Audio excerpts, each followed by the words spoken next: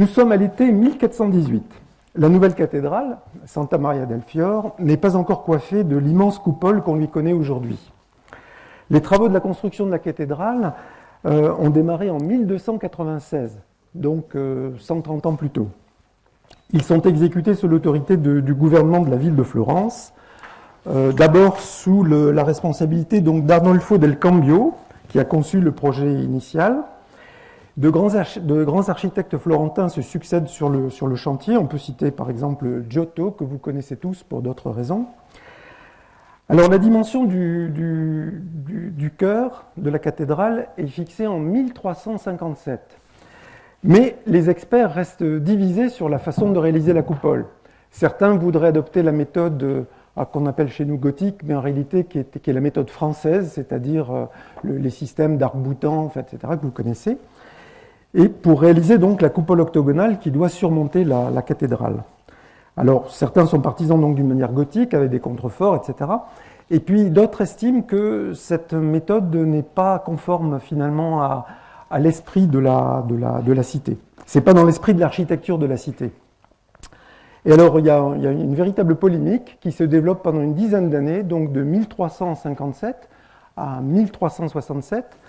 Et donc, il y a une querelle, il y a un comité, on faisait déjà des comités à l'époque, le comité d'artistes se réunit. Alors, c'est des sculpteurs, des orfèvres, aussi étonnant que ça puisse paraître, des peintres, accessoirement un architecte, Neri di Fioravanti.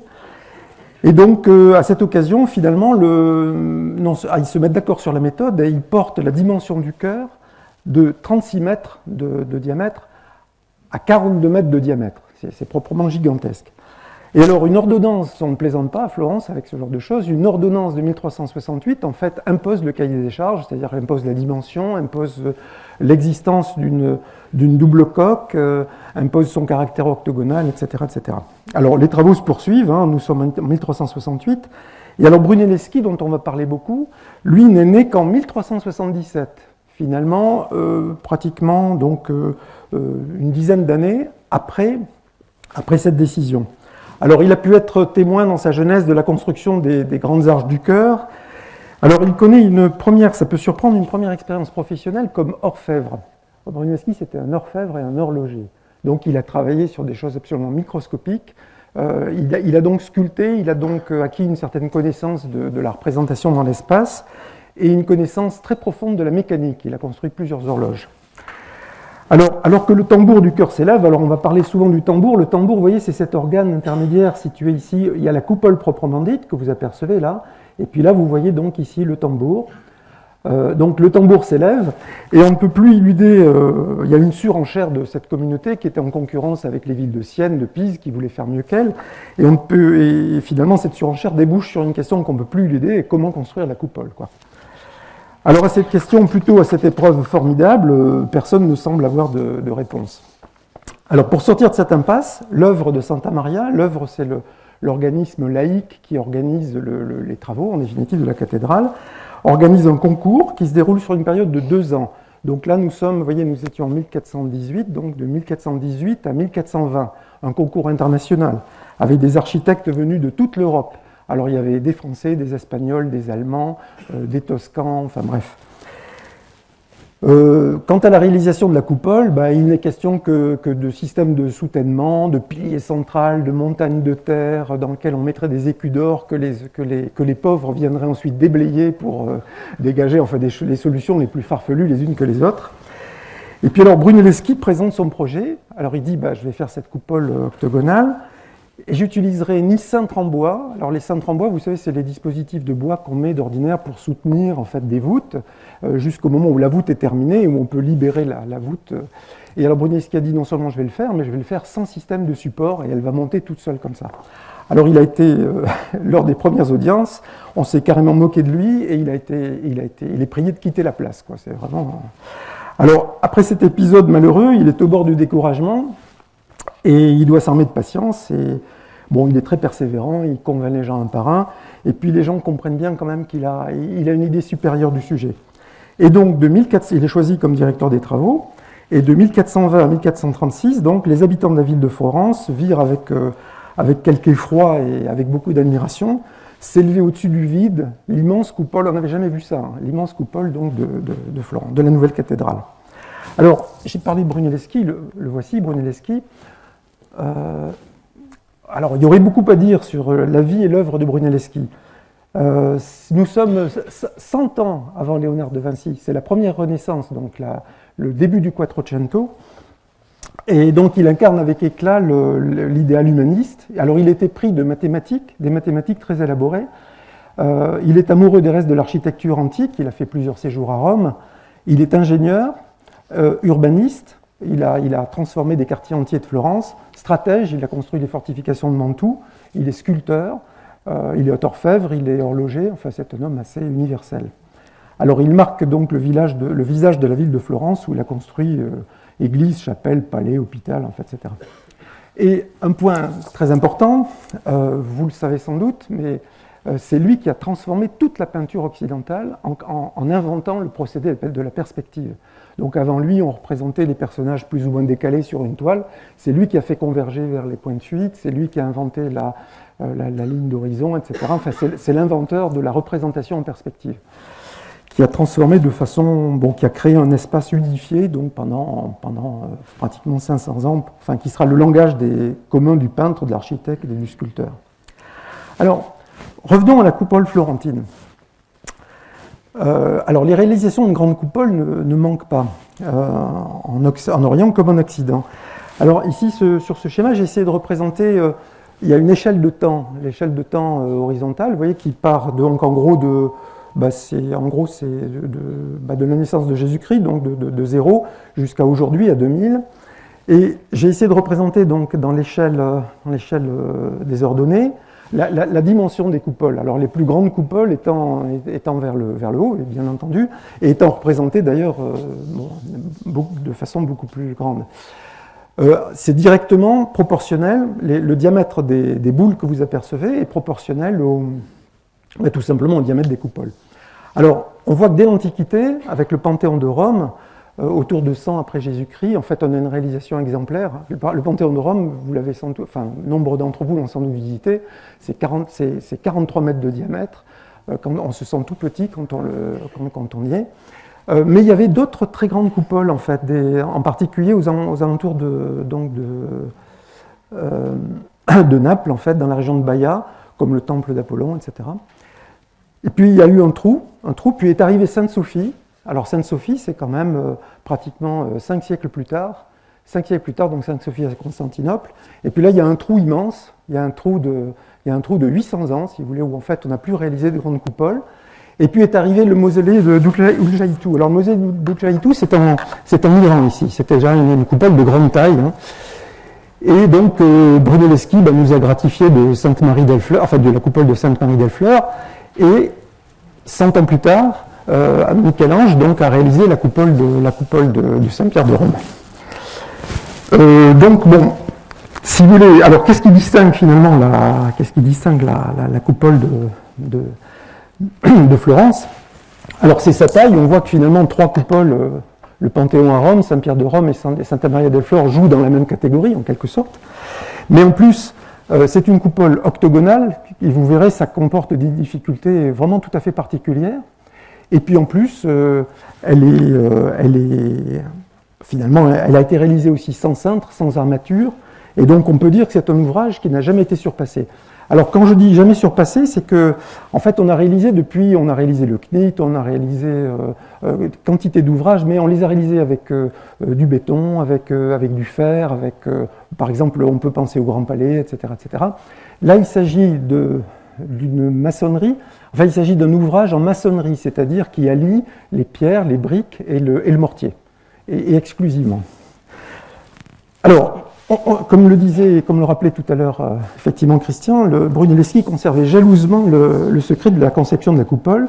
On ne dispose aucun écrit de sa main sur la réalisation de cette grande entreprise. Alors, aucun plan, aucun dessin, pas la moindre esquisse, pas la moindre note. Alors, et donc depuis près de 6 siècles, architectes, géomètres, mécaniciens, experts en structure n'ont cessé de scruter cette grande construction pour qu'elle leur livre le secret de son inventeur. Vous m'entendez bien ? Merci. D'accord, merci. Alors, avant d'aller plus loin, je vais vous proposer de faire un tour de la cathédrale. Alors, donc là, nous entrons dans la nef. Alors, excusez-moi, il y a des commentaires qui ne se voient pas, mais je vous les ferai oralement. Nous entrons donc dans la nef principale de la cathédrale. On aperçoit au fond le chœur et le chevet. Nous avançons. On voit de plus près donc le chœur et le chevet, et puis on devine la coupole ici. Nous allons passer par cet espace sur le côté qui traverse un grand pilier, et nous arrivons finalement dans le chœur. On voit donc ici deux des quatre piliers, une des grandes arches. Alors il faut se figurer l'échelle. La grande arche que vous voyez ici a 17 mètres de portée. Les piliers que vous apercevez là, ce sont des piliers qui mesurent 150 mètres carrés de surface. C'est comme un appartement haussmannien, quoi. C'est gigantesque. Et donc on aperçoit ici au-dessus le tambour. Alors le tambour, c'est cette espèce de dispositif de surélévation. Et puis par-dessus, donc on devine la coupole. Approchons-nous un peu plus. Là, cette fois-ci, on voit bien donc la coupole, le tambour ici, et les quatre grandes arches. Alors 1, 2, 3, 4. On est sous ces deux grandes arches ici. Alors la coupole elle-même, excusez-moi, on la voit mieux, là voilà.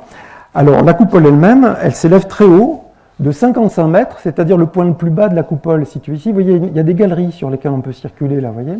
Là, on voit en bas du tambour, en haut du tambour. Ici, nous sommes à 55 mètres de hauteur.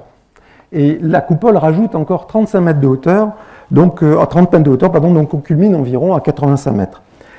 Et alors, c'est assez curieux, mais quand on est dessous, c'est une coupole aussi grande que le Panthéon, et quand on est dessous, on a l'impression finalement qu'elle est plus petite. Pourquoi ? Parce que quand on est au Panthéon, et qu'on regarde le Panthéon, on le voit sous un angle de 90 degrés, on se sent complètement dominé, si vous voulez, par la structure. Et là, c'est une structure aussi grande, simplement elle est à peu près 35 mètres plus haut, donc elle est 35 mètres plus haut, et on l'aperçoit sous un angle plus petit. En réalité, elle est aussi grande. Entre parenthèses, vous contemplez ici la plus grande fresque au monde. Alors, voici donc le tambour octogonal sur lequel s'appuie la coupole. Donc là, on est monté, vous voyez, sur les galeries. On devine le tambour octogonal avec ses oculi, pardon, c'est pour parler correctement. Voilà. Donc, en élevant les yeux, bon, on devine un peu les fresques. Alors, c'est des fresques qui ont été réalisées le siècle suivant par Vasari. Et puis, en allant tout à fait en haut, on devine des fresques qui se poursuivent en trompe-l'œil. On a l'impression qu'il y a un effet architectural, mais enfin, c'est un trompe-l'œil, c'est toujours des fresques. Et puis, on voit le système de fermeture, ce qu'on appelle le système de fermeture. Donc, c'est... regardez bien, parce que vous le verrez à plusieurs autres occasions. Ici, il y a un ensemble de poutres colossales. Et puis, au-dessus de ce système de fermeture, merci beaucoup, c'est très bien. Ah oui, non, c'était très, très bien. Merci beaucoup.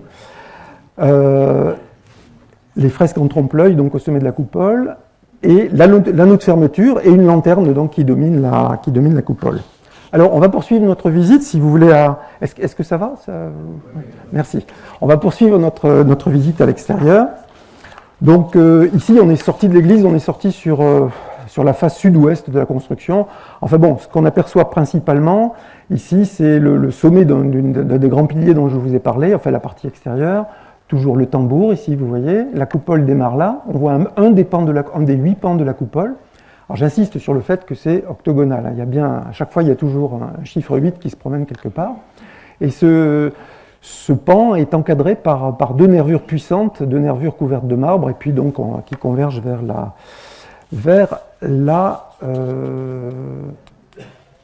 lanterne. Voilà, c'est ça, c'est la lanterne. Donc, on voit à nouveau une des 8 nervures de marbre, et on voit bien ici, vous voyez cet angle formé par les deux pans ici. On voit donc deux pans de la toiture, la lanterne au-dessus. Là, on est monté au sommet de la coupole. On aperçoit le début de la toiture et une de ces fameuses nervures. C'est des nervures de très grande dimension. Hein. Ça mesure environ 1,30 m de large.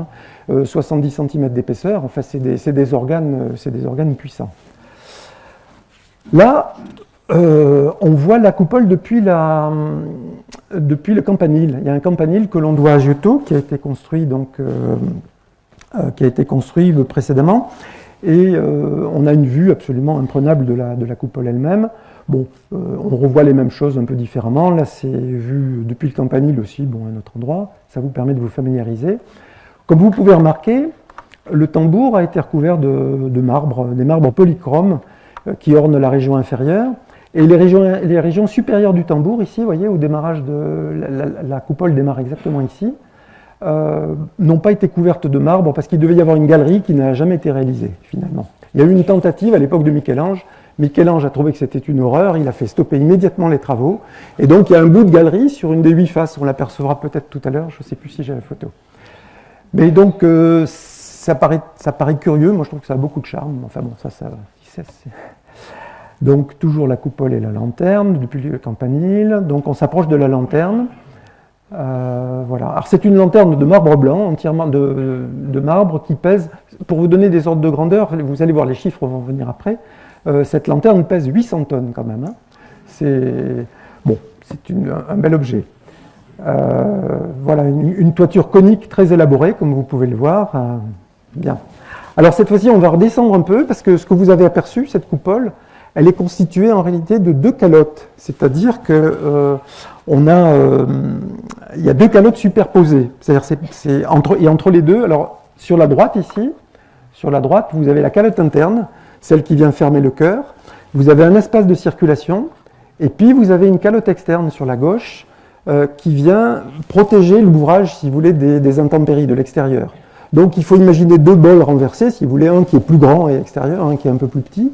Et donc la circulation se fait entre les 2 calottes. Alors entre les 2 calottes, il y a des couloirs horizontaux qui font le tour de la coupole. Et puis il y a des escaliers qui montent au début en diagonale. Et à la fin, comme la coupole s'incline, pour finir de monter, on se retrouve face à la pente et on monte, comme vous pouvez voir ici. Là, on est aux 2/3 de l'ouvrage à peu près. Et donc, on chemine directement vers la lanterne. Et donc, il y a 8 escaliers sommitaux qui convergent vers la lanterne. Bon, alors, il faut que je dise un mot du matériau de construction principal. Le matériau de construction principal, c'est la brique romaine. Alors, j'ai bien dit romaine, c'est-à-dire celle qu'employaient les Romains au début de notre ère, en fait. C'est-à-dire une brique, justement, qui a la dimension, on dirait aujourd'hui, d'une tuile mécanique, de ces grosses tuiles mécaniques très solides, si vous voulez, en fait. Alors, quelquefois plus grand, quelquefois un peu plus petit, et qui fait environ 5 cm d'épaisseur. Alors, on en reparlera si j'ai le temps. La raison du choix de briques de cette forme-là, au lieu de briques plus compactes, si vous voulez, en fait, c'est pour des propriétés mécaniques. Ça se prête à résister à des tractions, à des tensions, enfin, ça a des tas de propriétés intéressantes. Les Romains l'avaient compris. Brunelleschi a séjourné à Rome plusieurs fois. Il a étudié avec beaucoup d'attention les monuments romains et il a retiré, en fait, une connaissance très profonde quelque part du comportement de ces matériaux. Bon, alors là, on vient vraiment au cœur, c'est ce que vous disiez tout à l'heure, Christian. Il y a une première partie, on s'est un petit peu promené. Alors maintenant, il faut falloir s'accrocher, c'est un peu plus difficile. On va essayer, si vous voulez, de comprendre comment fonctionne la coupole. Alors, j'emploie le terme fonctionner parce que la coupole, en fait, c'est une machine. C'est une machine extraordinaire. Elle a une caractéristique, si vous voulez, c'est que, contrairement à des machines de Léonard de Vinci, etc., enfin, qui sont en mouvement, c'est une machine immobile. Mais il y a des mouvements qui sont des mouvements virtuels, si vous voulez, en fait, et qui sont bloqués de façon absolument extraordinaire. Alors, voilà un petit peu le plan de mon intervention. Si vous voulez, on va donc se poser les questions sur la structure, le fonctionnement, et puis ensuite, vous verrez, il faut en passer par la géométrie. La géométrie de l'ouvrage nous apprend beaucoup de choses. On verra qu'une coupole octogonale, c'est une sacrée paire de manches, en fait, c'est vraiment très compliqué. Et puis on découvrira que derrière cette géométrie apparente, celle qu'on voit, il y a une géométrie complètement cachée, en fait, très surprenante. Et puis on s'intéressera à la façon dont l'ouvrage trouve son équilibre, donc d'abord petit à petit en posant les lits de briques individuelles, et puis ensuite comment l'ouvrage dans son ensemble tient. Et puis on s'intéressera un peu alors, bon, je pourrais répondre à beaucoup de questions, hein. Je donne simplement un aperçu de cette affaire-là, parce que sinon il y en a pour des heures. Mais ce que je vous propose, c'est que s'il y avait vraiment un gros malentendu, s'il y a quelque chose qui vous gêne, n'hésitez pas à poser une question d'éclaircissement, si vous voulez. Par exemple, s'il y a quelque chose à un moment donné qui vous paraît très bizarre, allez-y. Et s'il y a des questions de fond, je me ferai un plaisir de répondre autant que vous souhaitez à la fin. Donc, on va s'intéresser à la structure et au fonctionnement. Alors, on aperçoit ici donc Alors, les études sur la coupole ont démarré très tôt. Ça, ce sont des gravures de 1733, ce n'est pas la plus belle là d'ailleurs, mais ça va vous aider à comprendre la structure de l'édifice. Je vais vous présenter donc, si vous voulez, Brunelleschi, géomètre, architecte, bâtisseur. Et vous verrez que, contrairement à ce qu'on dit souvent, on dit souvent que bon, ben voilà, les constructeurs, les maîtres maçons d'autrefois avaient des bonnes pratiques et il y avait des conjonctions de bonnes pratiques, d'expérience, et que finalement tout ça conjugué, ça donnait des bons résultats. Ce n'est pas tout à fait vrai. En fait, derrière, il y a une puissante conception unitaire, et pas seulement du métier. Alors, vous voyez le plan, alors c'est des planches absolument magnifiques. Hein. Je ne sais pas si ça ressort bien là. Ouais, c'est pas terrible, mais. Attendez, excusez-moi, j'ai besoin de me rendre compte de ce que vous voyez. Voilà, voilà. Bon, on se rend compte quand même à peu près. Alors, ce sont des gravures sur cuivre, en fait, de très grande dimension. Hein. Ce sont des pages grandes comme ça, on en trouve à des exemplaires à la Bibliothèque nationale. Vous voyez ici, alors ce que je vous invite à regarder, vous voyez le chœur octogonal ici, à la verticale duquel se trouve la coupole. Alors ce chœur a donc un diamètre donc de 42 mètres, une diagonale de 45 mètres, et il est délimité, vous voyez, par des piliers, des puissants piliers, qui s'inscrivent ici dans un carré. Si vous regardez bien, là il y a vraiment un carré. Il y a les piliers dont je vous parlais, qui font 150 mètres de carré de surface. Alors là, les piliers, bon, ils sont tellement grands qu'on a même installé des pièces à l'intérieur, il y a des sacristies, là il y a en fait des passages. Bon, ce sont les piliers qui supportent donc d'abord le tambour et puis évidemment la coupole. Alors ici, vous pouvez voir l'articulation entre les piliers, ici, le tambour, et la coupole, dont on voit déjà et la lanterne. Donc, alors, la coupole, on va se concentrer un peu plus dessus. Donc, toujours le tambour. C'est une coupe, donc ici, comme vous le voyez, du tambour, donc, on le voit en entier, c'est bon, et de la coupole. Et vous voyez donc qu'il y a une calotte interne qui est très épaisse et une calotte externe, beaucoup moins épaisse. Alors, l'épaisseur de la calotte interne, pour fixer un ordre de grandeur, c'est 2 mètres. Sachant qu'à Chartres, la plus épaisse quand vous prenez la cathédrale de Chartres, qui est la cathédrale qui a la gothique, la voûte la plus épaisse, la voûte de la cathédrale de Chartres fait 40 cm d'épaisseur. Là, on a une voûte qui fait 2 mètres d'épaisseur. C'est pas par hasard, c'est pas juste pour faire gros, vous verrez, c'est très sophistiqué. Et puis la voûte extérieure est plus mince, elle mesure environ 80 cm d'épaisseur. Les deux ont des fonctions totalement différentes. Alors dans la partie inférieure, alors ici, bon, on va partir maintenant sur des schémas, vous en verrez un certain nombre. Alors on ne voit pas tout à fait le bas, j'en suis désolé, mais enfin bon, on ne perd pas grand-chose, c'est pas grave. Alors dans la partie inférieure, c'est-à-dire en dessous de cette limite ici, l'ouvrage est en maçonnerie de pierre pleine. Enfin, on ne le voit pas, la partie pleine ici. Mais imaginez, vous voyez que là, on voit la calotte interne. Ici, on voit la calotte externe.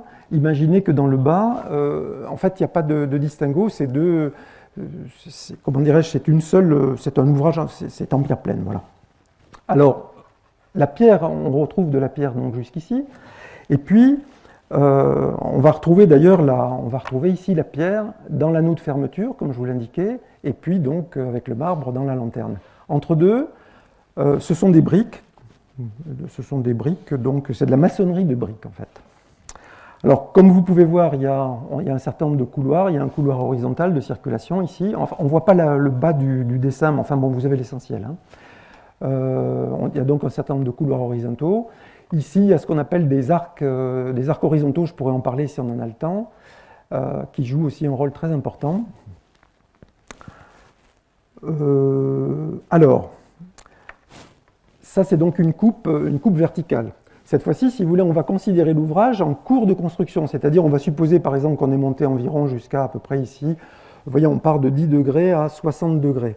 On va considérer qu'on est arrivé à peu près à cette hauteur-là, et on va faire une coupe pour vous montrer une section de l'ouvrage en cours de construction. Donc voici un secteur en cours de construction. Donc imaginez que vous êtes observateur, que vous êtes monté avec un hélicoptère, vous regardez une partie, là vous avez un pan, vous avez la calotte interne, la calotte externe, il y a un petit morceau donc, du pan suivant ici, bon pareil là aussi, et puis évidemment ça se construit simultanément sur tout le tour. Hein. J'ai montré ici que donc un quart de l'ouvrage. Donc vous avez la calotte interne, la calotte externe. Vous voyez qu'elles sont reliées. Elles sont reliées, ça c'est de la maçonnerie pleine, elles sont reliées donc par des nervures, par des puissantes nervures ici, des nervures d'angle. Et puis il y a des nervures intermédiaires qui concourent aussi à soutenir la calotte externe. Qu'est-ce que je vais dire de plus?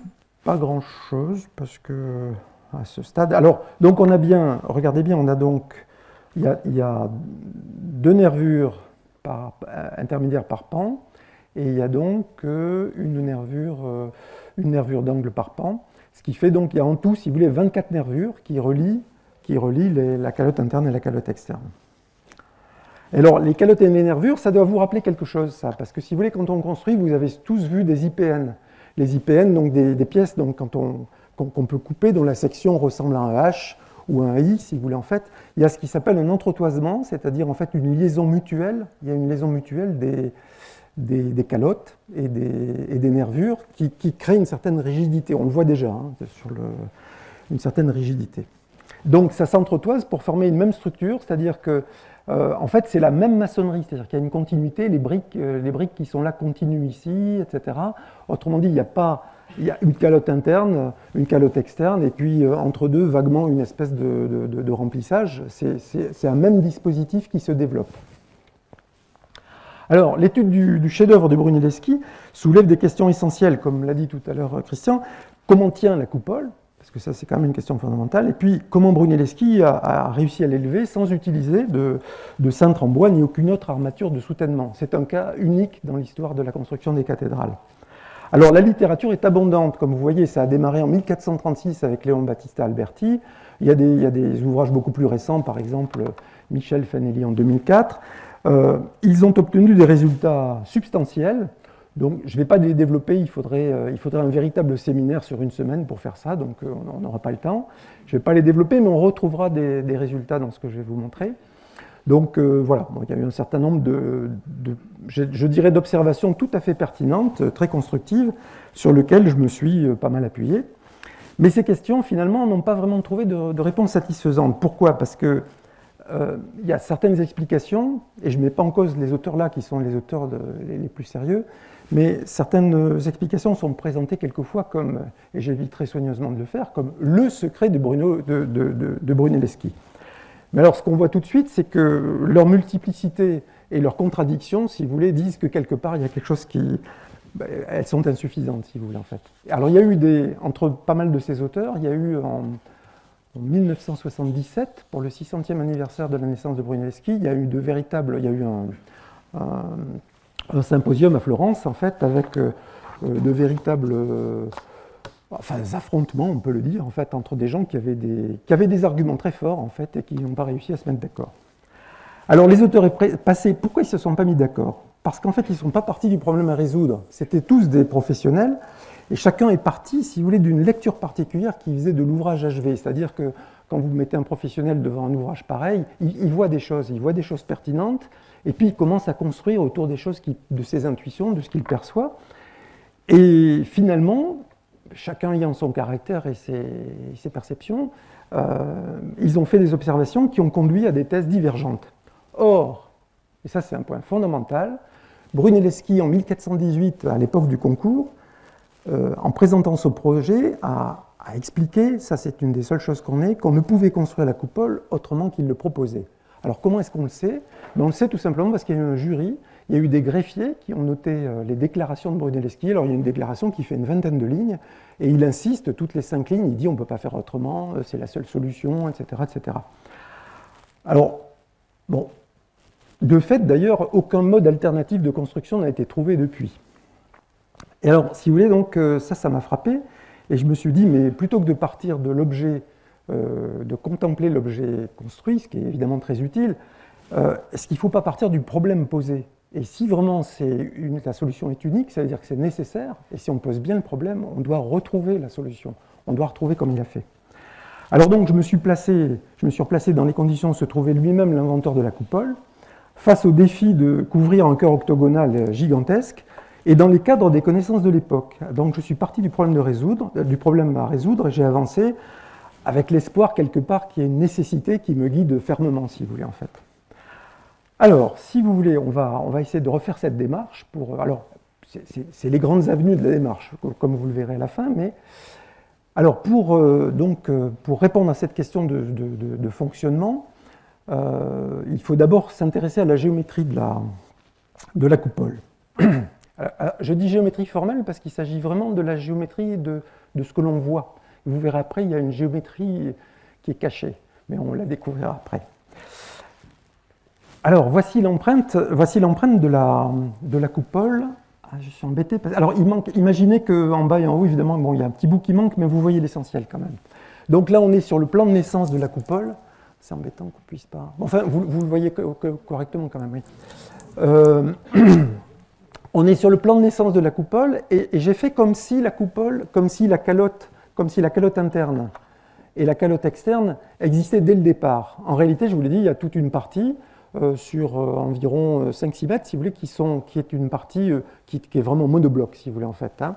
Et puis ensuite, les deux se séparent, et puis alors on aperçoit donc la calotte interne, la calotte externe, on aperçoit les nervures, et ce qui est assez fondamental, alors vous voyez ici la grande diagonale de l'ouvrage. Alors quand on parle de la diagonale de 45 mètres, c'est la diagonale intérieure que vous voyez ici.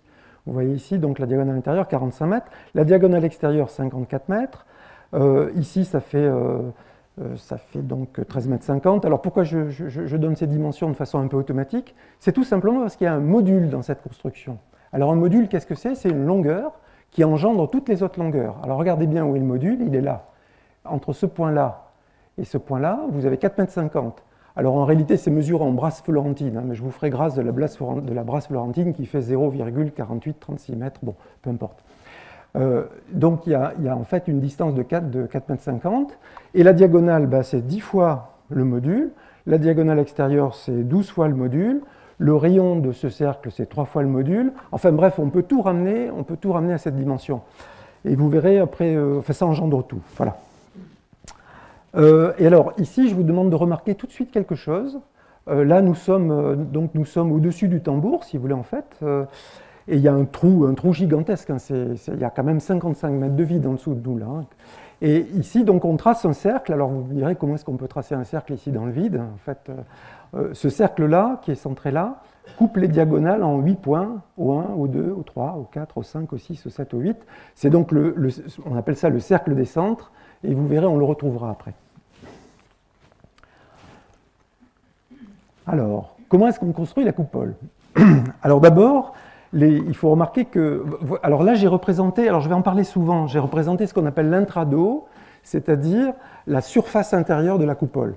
On peut aussi représenter l'extrado et en parler de même. On peut aussi représenter, si vous voulez, il y a donc un espace de circulation entre les deux calottes. Là aussi, il y a un extrado et un intrado. Mais on peut faire le raisonnement sur l'intérieur de la coupole. Et tous les raisonnements qu'on fait sur l'intérieur de la coupole peuvent se généraliser, si vous voulez, en fait, aux autres surfaces. Donc, dans la plupart de mes schémas, vous allez voir la surface intérieure, donc l'intrado de la coupole. Donc, il y a évidemment un axe, et comme vous voyez, il y a 8 arêtes. Il y a 8 arêtes. Alors, que sont ces 8 arêtes? Ce sont tout simplement des arcs de cercle. Alors, pour tracer ces arêtes, comment on fait? On se place, alors vous verrez tout à l'heure comment on s'y place, mais voici ici donc le plan de naissance de la coupole. Nous sommes à 55 mètres de hauteur. Dans ce plan, on prend un point O1, donc on a le fameux centre, le point O1 qui se situe donc sur la diagonale et qui se situe à 3 modules du centre. On se place ici, et puis on trace dans un plan vertical, un arc de cercle. Alors un arc de cercle dont le rayon, ça ne va évidemment pas vous étonner, fait 36 mètres, c'est-à-dire 8 fois le module, 8 fois 4, 32, 8 fois 4, enfin le compte y est, ça fait 36 mètres. Et donc c'est aussi, alors ça cette fois-ci c'est 8 fois le module, et donc on trace, vous voyez, c'est une arête donc de l'intrado. Alors on tracerait de même l'arête de l'extrado avec un rayon de 40 mètres,50. Je ne l'ai pas représenté l'extrado ici, mais il faut imaginer qu'il y a l'arête de l'extérieur de l'ouvrage ici. Voilà. Donc ça c'est le tracé de l'arête de l'intrado. Alors donc voilà ce que donne, si vous voulez, donc on a, comme je vous le disais, on a 8 centres. c'est-à-dire que ici, sur les diagonales et sur le cercle des centres, se trouvent donc 8 centres. Et voilà ce que donne le tracé simultané. Bon, c'est une petite animation, le tracé simultané des 8 arêtes. Vous remarquez tout de suite qu'il y a un point qui se déplace ici. C'est ce qu'on peut appeler le centre instantané de construction. C'est-à-dire que quand on arrive dans cette région-là, si vous voulez, en fait, on sera amené à se référer à ce point de construction. Et donc, quand on arrive à une certaine hauteur, ici, là, vous voyez, on a parcouru un angle qui fait environ une trentaine de degrés. On est à peu près à la moitié. Là, pardon, excusez-moi.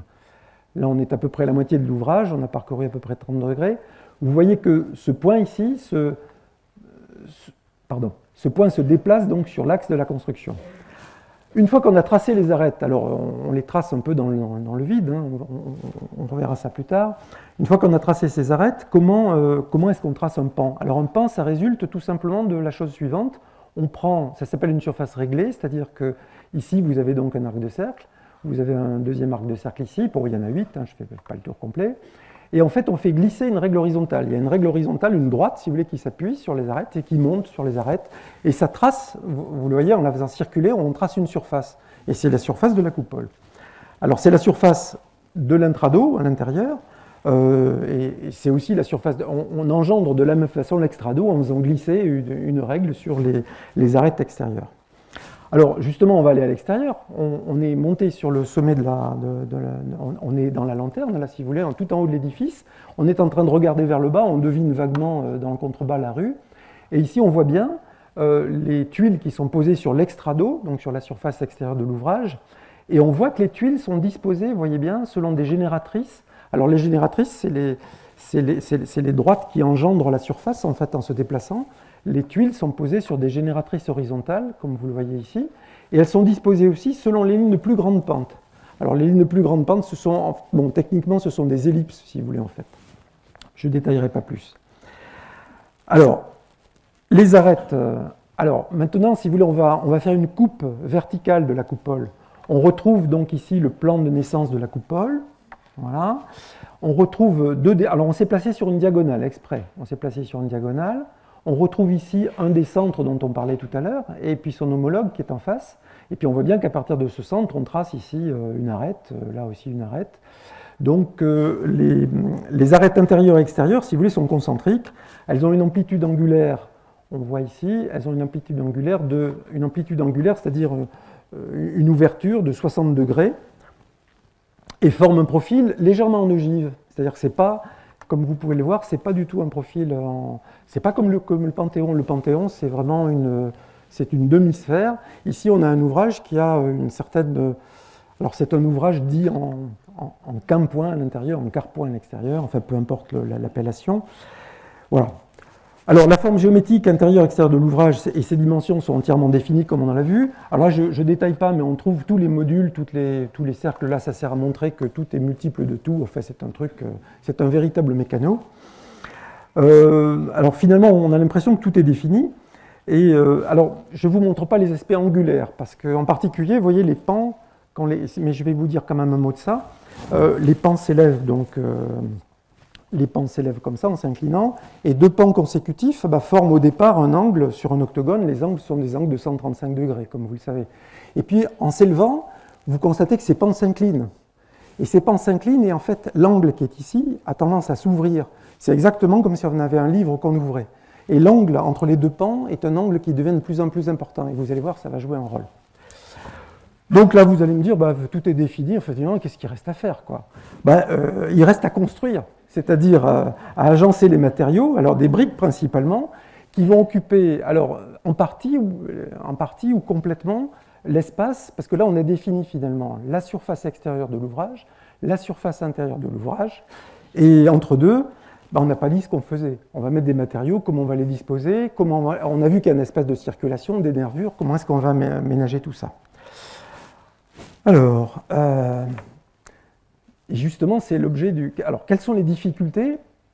Alors, on a une coupole octogonale, et cette coupole octogonale présente des difficultés de construction. Quelles sont ces difficultés? Est-ce que ça va bien, ou est-ce que... Bon, ça me rassure. Alors, le plus dur est à venir, je vous rassure. Alors, quelles sont les difficultés quand on rencontre une coupole octogonale?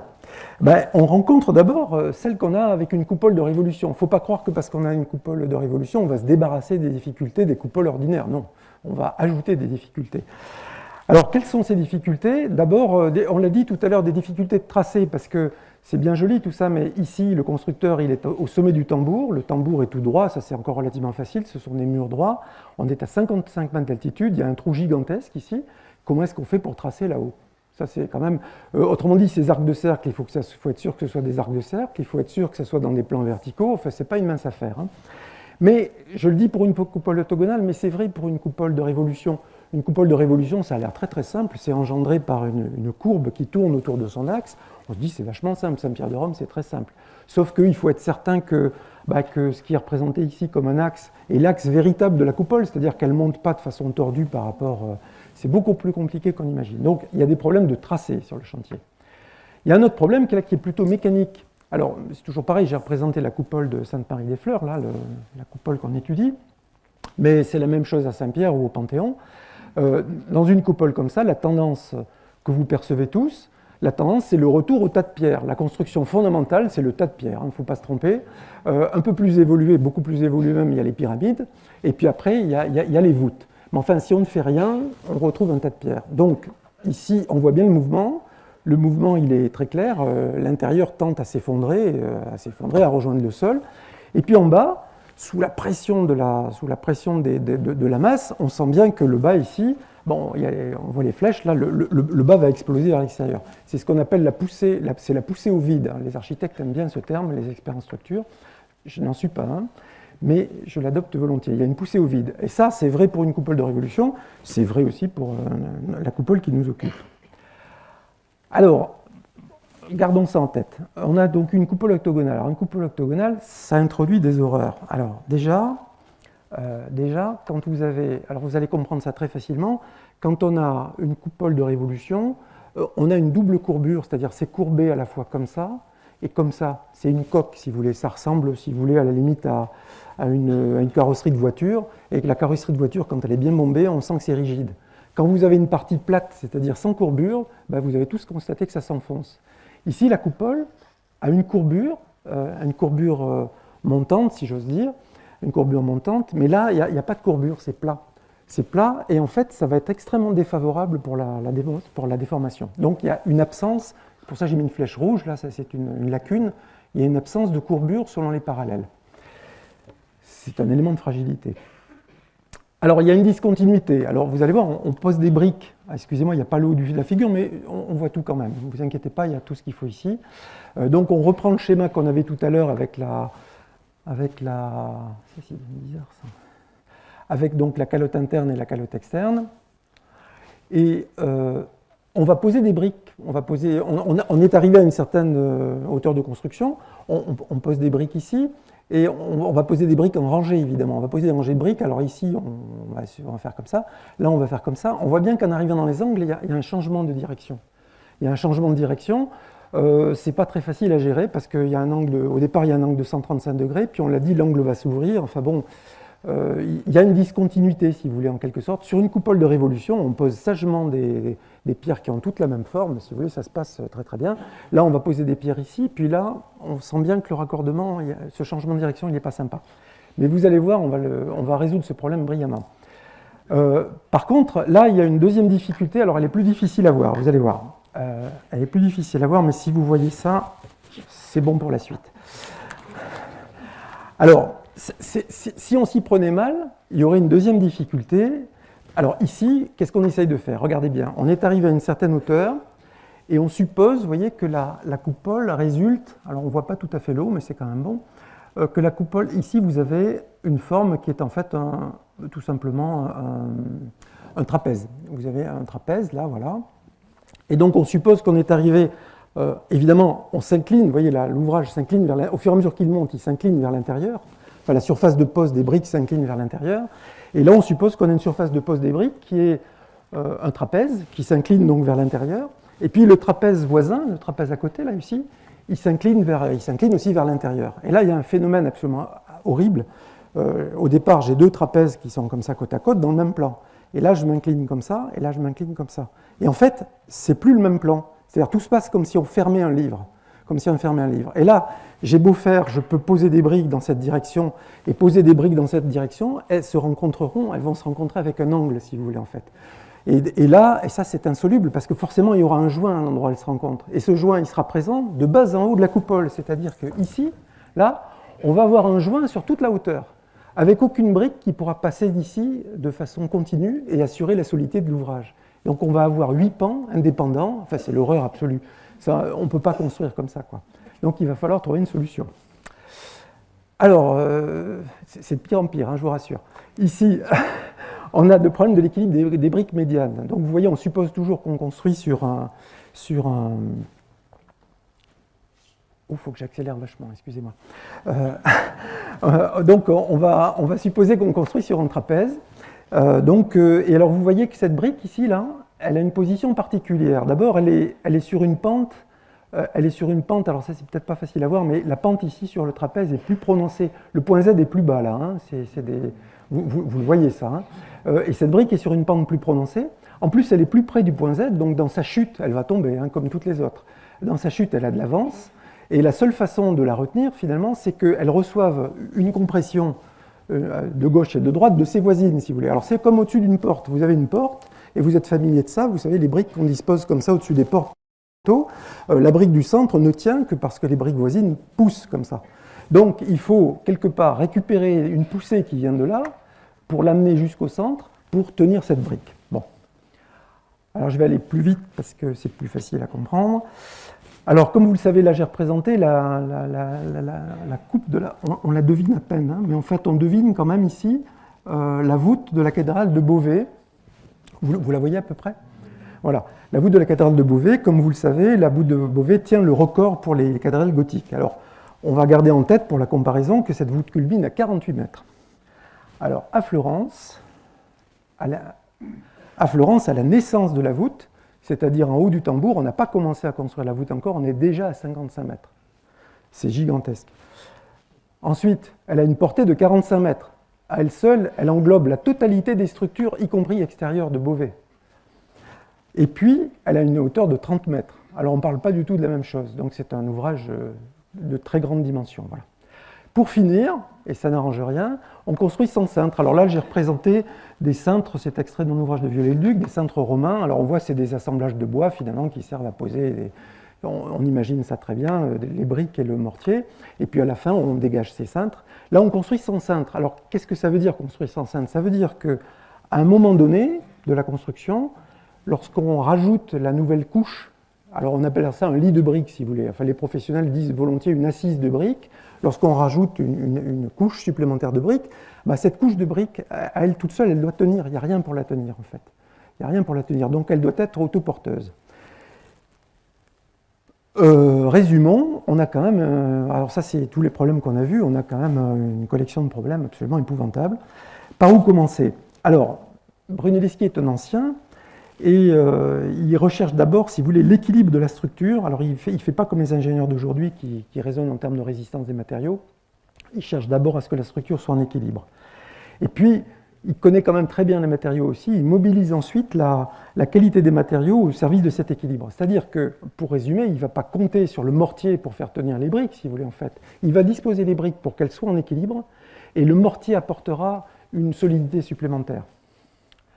Donc, il s'intéresse d'abord à l'équilibre des briques médianes, c'est le problème le plus difficile. Alors, l'équilibre des briques médianes, on voit bien le schéma là. Alors, comment ça se passe ? Là, on s'est mis, vous voyez, il y a un numéro, c'est l'arête numéro 1. On est sur l'intrado, on est sur la surface intérieure. J'ai représenté l'arête numéro 1, l'arête numéro 2. Ça, c'est la surface de l'intrado. Et puis, vous voyez, au milieu du segment qui rejoint deux points à la même altitude, on a une brique. Alors, c'est un point là. C'est une brique avec son poids. Comme tout poids, il est vertical. Hein. Et alors, cette brique, elle s'appuie sur ce qui est déjà construit. C'est-à-dire qu'ici, vous voyez, on peut décomposer son poids en deux composantes. Il y a une composante qui tout simplement, parce qu'elle prend appui sur ce qui est déjà construit. Donc là, et puis là, en fait, elle ne prend pas appui du tout. Elle glisse vers l'intérieur. C'est-à-dire la composante qui est là, c'est une composante de glissement qui entraîne la chute vers l'intérieur. L'intérieur, c'est le point Z, le point qui était en contrebas. Donc on a une composante d'appui, une composante de glissement. Et on se rend compte qu'au début, quand c'est à plat, la composante d'appui, c'est le poids de la brique, et il n'y a pas de composante de glissement, et plus on monte, plus la composante d'appui est faible, et plus le glissement est fort. À la fin, à 60 degrés, la composante de glissement, c'est la moitié du poids de la brique, ça part très vite. C'est plus de la moitié, c'est racine de 3 sur 2, peu importe. Alors, donc on a vu, on va se représenter après les ordres de grandeur. Regardons maintenant une brique. Alors on s'est dit qu'il fallait s'aider de ce qui se passe dans les angles pour soutenir ce qui est au milieu. Alors, regardons ce qui se passe aux arêtes cette fois-ci. Alors, à nouveau, vous voyez, on a ici une arête, vous la voyez bien, on a une deuxième arête, et puis j'ai représenté, là, on fait le tour, et puis donc la 8e arête, qui est la voisine de la première, forcément, quand il y a 8 arêtes. Ici, vous avez un pan, ici, là, vous avez un deuxième pan. Et alors, dans cette région-là, si vous voulez, on peut représenter les pans non pas par des surfaces courbes comme ça, mais par des plans tangents, en fait. Le pan, il est très proche de ce plan ici, et il est très proche de ce plan. Alors c'est pareil, on prend la brique qui est là, elle s'appuie partiellement sur la maçonnerie, vous voyez la composante bleue, ici la composante bleu foncé, et puis c'est pareil, elle a une composante de glissement. Elle aussi, elle glisse vers l'intérieur de l'ouvrage, elle a tendance à tomber. Mais là, il y a une différence, c'est qu'en fait, cette brique qui est sur l'angle a des voisins, a des pans. Il y a un pan ici dans cette direction, et il y a un pan dans cette autre direction, et finalement, elle s'appuie sur les pans. Et donc, la composante de glissement qui est là se décompose sur les deux pans. Et cette décomposition, vous la voyez, ce sont les deux flèches rouges. Alors, vous me direz, la décomposition, c'est vraiment deux forces considérables, c'est-à-dire que la brique a un certain poids. Il y a une composante de glissement qui représente, on va dire, typiquement la moitié du poids de la brique, et les composantes d'appui sont extrêmement fortes parce que l'angle est très ouvert. J'avais insisté tout à l'heure sur le fait que l'angle est très ouvert. Alors si on les compare maintenant, on va voir ce qui se passe. Alors ici, j'ai représenté ici, vous voyez, ici en fait on monte dans l'ouvrage progressivement, donc on part de 0 degré pour monter jusqu'à 60 degrés. Au départ, si vous voulez, en fait une brique pèse de tout son poids, ça c'est la composante, elle est portée par, que ce soit d'ailleurs une brique d'angle, une brique de médiane, peu importe, elle est portée par la maçonnerie sous-jacente, et au fur et à mesure qu'on avance dans l'ouvrage, la composante qui porte la brique diminue. Par contre, la composante de glissement augmente de façon très dangereuse. Donc toutes les briques tendent à descendre. Et ce qu'on aperçoit ici, c'est la composante. Alors cette composante de glissement pour les briques d'angle, elle se décompose en direction des pans, et cette fois-ci, la poussée, donc la poussée qui résulte de cette brique, donc la brique d'angle, si vous voulez, pousse sur les pans, et parce que l'angle s'ouvre, cette poussée devient considérable. Vous voyez comme elle augmente avec la montée. Donc, qu'est-ce qu'il nous reste à faire? Là, vous le sentez, j'espère, j'en suis sûr même. Donc, les briques d'arête sont stables, si vous voulez, en fait, elles exercent. On voit bien que les briques médianes sont en équilibre précaire, elles ne demandent qu'à tomber. Seules les compressions latérales exercées par les briques voisines peuvent garantir cet équilibre. Alors, les briques d'arête, elles sont en équilibre stable, puisqu'elles appuient sur les pans, et elles exercent donc des poussées qui augmentent très vite avec l'angle d'élévation. Alors, qu'est-ce qu'il faut faire? En fait, c'est tout simple. On prend la poussée d'une brique d'arête, elle pousse sa voisine. La voisine, c'est pas quasiment une brique d'arête elle aussi, elle a aussi une poussée latérale, elle pousse sa voisine, et donc ces poussées, il faut les conduire jusqu'au milieu du pan. C'est-à-dire que ces poussées d'angle, on va les utiliser pour aller pincer les briques qui sont au milieu des pans. Et la poussée d'une brique d'arête donc doit être recueillie par la voisine, etc. Mais pour que ça se recueille bien, on voit bien que... alors ça, je ne sais pas si vous l'avez vu. Ici, vous voyez la composante de glissement ici, qui fait tomber la brique ici en direction de l'axe. C'est une composante de glissement vers le bas, bien entendu. Et elle se décompose en deux forces qui poussent, qui se dirigent elles-mêmes vers le bas. Et donc, on ne va pas pouvoir mettre des briques horizontalement comme ça, on va devoir disposer les briques. Alors, vous voyez, là, on arrive à un certain stade de construction. J'ai représenté l'intrado, l'intérieur de la coupole, ou l'extrado, comme vous voudrez, et on voit bien ici que les briques qui sont dans cette région-là poussent vers le bas. Et donc, on va devoir mettre les briques voisines légèrement plus bas, si vous voulez, en fait. Et donc, alors, on ne peut pas continuer indéfiniment tout droit, parce que si on faisait à partir d'ici, à partir de là, là, il y aura un problème de raccordement. Donc, on va infléchir progressivement, et on va aller chercher la brique médiane, si vous voulez, avec des rangées de briques qui sont incurvées de cette façon-là. Alors, pour les poussées en provenance de deux arêtes voisines s'exercent légèrement vers le bas, Et donc là, on a vu que la poussée doit s'exercer dans cette direction, s'amorcer comme ça, et il y a un raccordement. Alors ça, vous allez me dire, je suis en train de me faire plaisir avec des... Bon, on peut dire, je suis en train de me faire plaisir. Pas du tout. Pas du tout. Voilà en fait comment se présente la coupole. Alors, c'est ce qu'on observe sur la coupole ici. Alors cette fois-ci, pour une fois, c'est l'extrado que je représente, c'est-à-dire la surface extérieure de la coupole. Ici, j'ai représenté tout gentiment, tout simplement les tuiles qu'on voit rangées. Donc, on voit bien les rangées horizontales ici, et puis les lignes de plus grande pente, ça, ce sont des tuiles. Alors, si on enlève ces tuiles, qu'est-ce qu'on voit? On s'attendrait à voir des rangées de briques horizontales. Ben non, les rangées de briques ne sont pas du tout horizontales. Les rangées de briques, alors en bas, si, on a l'impression qu'elles sont horizontales en bas. Et quand on monte, on constate que les lignes de briques sont incurvées. Alors les lignes de briques sont incurvées et arrivent en formant un angle exactement de 90 degrés par rapport aux arêtes. Donc en fait, ça correspond rigoureusement à ce que je vous présentais. Alors on peut le voir aussi à l'intérieur. Là, on est en bas, on a l'impression que les lits de briques sont sagement horizontaux. Et puis regardez, on monte un peu plus haut, on est dans un angle ici. Alors c'est l'angle d'un couloir, c'est un endroit un peu particulier, mais on s'attendrait à trouver des lits de briques horizontaux. Et regardez, là, ils pendent avec un angle qui est de l'ordre de 20 degrés. Hein. C'est-à-dire qu'en fait, on est dans un angle de la coupole ici, et on va chercher le milieu des pans en descendant, si vous voulez, en fait. Alors ça, c'est une forme, les Italiens appellent ça la forme a corda blanda, en corde détendue. Alors quand on veut faire une... Alors vous voyez, donc cette forme-là, elle existe aussi bien à l'intrado qu'à l'extrado, vous imaginez, cette forme-là. Et puis entre deux, il y a la continuité du lit de brique. Et donc le lit de brique, il va former quelque chose il va s'appuyer sur quelque chose qui ressemble à un cône. C'est de forme un petit peu conique. Donc la surface de pose des briques, si vous voulez en fait, ça ne va pas être une surface, comme on l'a dit tout à l'heure, de trapèze, mais ça va être quelque chose qui va être comme ça arrondi. Alors, comment est-ce qu'on peut réaliser cette forme-là? Alors, il y a eu 36 essais, on peut essayer de mettre quelque chose qui ressemble à un cercle, quelque chose qui ressemble à une parabole, une chaînette. Bon, beaucoup d'auteurs ont fait des tas de calculs là-dessus, j'en ai fait aussi, j'en passe, et ça a conduit à des résultats qui sont très, très voisins, et donc à des comportements mécaniques qui sont très similaires. On ne peut pas vraiment trancher en fonction des comportements mécaniques, mais enfin, retenez bien que dans tous les cas, on est amené à poser les briques sur une surface qui ressemble à un cône. Alors, je ne vais pas détailler, mais le cône de révolution s'impose avec des avantages décisifs. D'abord, observez bien que, alors vous voyez le cône, comment est-ce qu'on l'obtient? On l'obtient ici, vous avez le cercle, vous l'apercevez là, le cercle des centres dont on parlait tout à l'heure.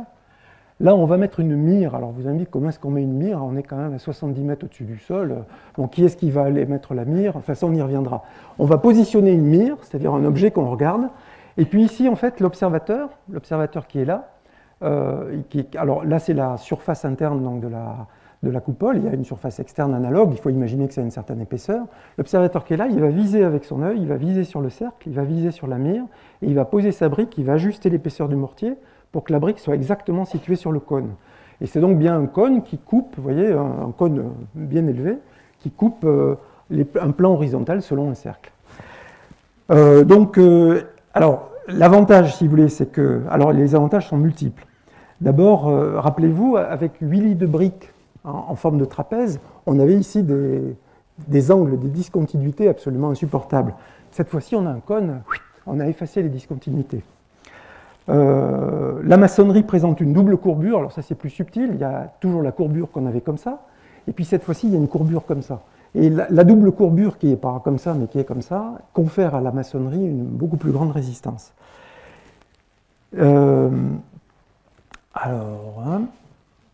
Attendez, excusez-moi.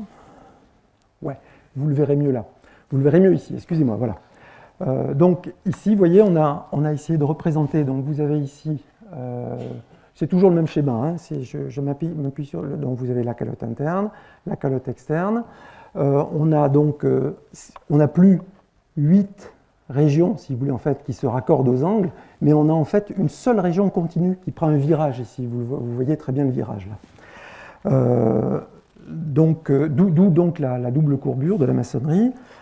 Les rangées de briques, alors les rangées de briques, ça c'est une propriété absolument extraordinaire que je ne peux pas détailler ici, mais quand vous mettez une rangée de briques ici, donc qui part de là jusqu'à là, sur ce cône, c'est le plus court chemin sur le cône en fait.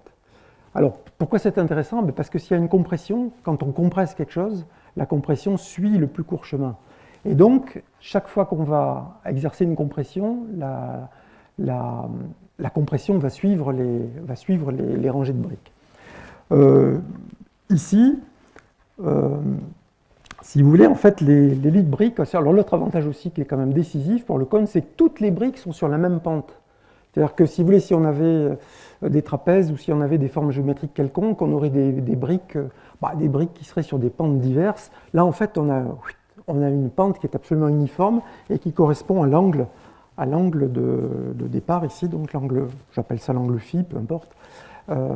Donc toutes les briques auront un même comportement en termes de glissement vers le point Z. Le point Z, c'est l'endroit où tout se casse, où tout tombe, si vous voulez, si ça se passe mal. Bon, alors, on observe aussi autre chose, quelque chose de très intéressant, c'est que on y vient, la calotte interne est si épaisse, ici, que vous voyez, on peut tracer, alors elle n'est pas matérialisée par des briques, mais elle existe, il y a une coupole de révolution qui s'inscrit dans la calotte interne. C'est-à-dire que la calotte interne comporte une coupole de révolution. Et une coupole de révolution, elle a des propriétés, si vous voulez, à la fois comment dirais-je, de rayon de courbure et de solidité. Enfin, tout le monde a l'expérience d'un igloo qu'on construit. En fait, dès qu'on a fini, si vous voulez, une couronne, ou quand on a une coupole classique, une coupole de rotation, dès que la rangée de briques supérieure est finie, si vous voulez, toutes les briques tendent à descendre de la même façon, elles s'autobloquent. Et donc, à l'intérieur de la calotte interne, on a une coupole de révolution qui est par essence stable, qui va constituer la colonne vertébrale du dispositif. Alors, accessoirement, il y en a une, je ne m'étendrai pas, il y en a une dans la coupole externe qui joue aussi son rôle.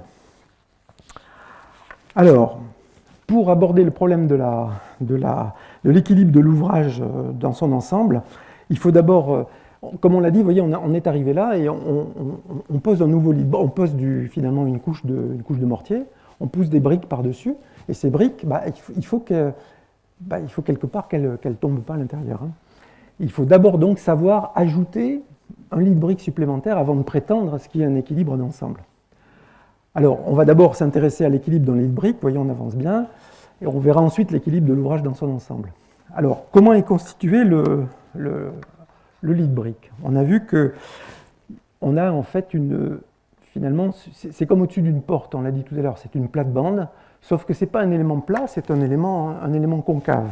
C'est un élément concave, et ça comporte un arc, un peu comme un arc de décharge, pour ceux qui connaissent un peu ça sert à un arc de décharge qui résiste, si vous voulez, en fait, à la poussée, qui contribue au maintien de la plate-bande. Alors, afin de stabiliser cette plate-bande, comme on l'a vu, on accumule des briques aux angles. Ça vous explique l'énorme épaisseur de cette nervure. Cette nervure est colossale. C'est pour que toutes les briques d'angle qui sont ici travaillent et fournissent une poussée pour stabiliser les briques donc, situées au milieu. Alors, on enveloppe le tout. Donc, à ce stade, on a la plate-bande et on a ces nervures puissantes. Bon, ça serait un ouvrage un peu bizarre si on s'en tenait là. Hein. On aurait des espèces de grosses excroissantes à l'extérieur. Vous imaginez un peu l'allure. Donc, on enveloppe le tout avec une calotte extérieure. Et puis, cette calotte extérieure étant pour protéger des intempéries, pour ménager un espace de circulation. Et puis, cette calotte extérieure étant par essence assez fine, lorsqu'elle s'incline, si vous voulez, elle ne demande qu'à tomber. Et il faut donc des nervures intermédiaires pour la retenir. Alors, observez bien, on ne met pas une nervure intermédiaire au centre, ça serait une grosse maladresse, parce que si on mettait une nervure intermédiaire ici, on appuierait précisément sur la zone fragile, là où les briques ne demandent qu'à descendre. On en met deux pour éviter de s'appuyer sur la zone fragile. Et alors néanmoins, il nous reste quand même ici, observez qu'il y a quand même vous voyez, on a ici une calotte de révolution qui est inscrite, qui est limitée par, ici, en fait, il y a une couronne ici, si vous voulez, en fait, qui est limitée par un cercle horizontal et par un autre cercle horizontal. Ça veut dire que les briques qui sont là sont en dessous de l'horizontale, elles pendent dangereusement. Et ça, on n'a toujours pas vraiment résolu notre problème de briques, enfin, on va voir comment il va se résoudre. Alors, à ce stade, on ne peut pas vraiment conclure, parce qu'on a ici une violente poussée qui vient comprimer, si vous voulez, en fait, mais là, on a aussi le poids de cette calotte, et on ne sait pas si le poids de la calotte externe ne va pas enfoncer la plate-bande. Vous le sentez, ça, je pense. Hein. Donc, alors je vais vous proposer simplement de regarder les choses autrement. Regardez bien, pof, c'est la même chose. c'est la même chose. Attendez, je reviens en arrière, hein, il n'y a pas eu de tricherie, j'ai rien fait disparaître. C'est la même chose, mais cette fois-ci, alors je considère, en fait, on va raisonner différemment, on va se dire, ben, on va partir de ce qui est en équilibre. Qu'est-ce qui est en équilibre? C'est la calotte, c'est la coupole de révolution en vert, là, qui est inscrite dans la calotte interne. Elle, on sait qu'elle tient, parce qu'en fait, toutes les briques sont sur la même pente, ces briques s'autobloquent, il n'y a pas d'histoire. Bon.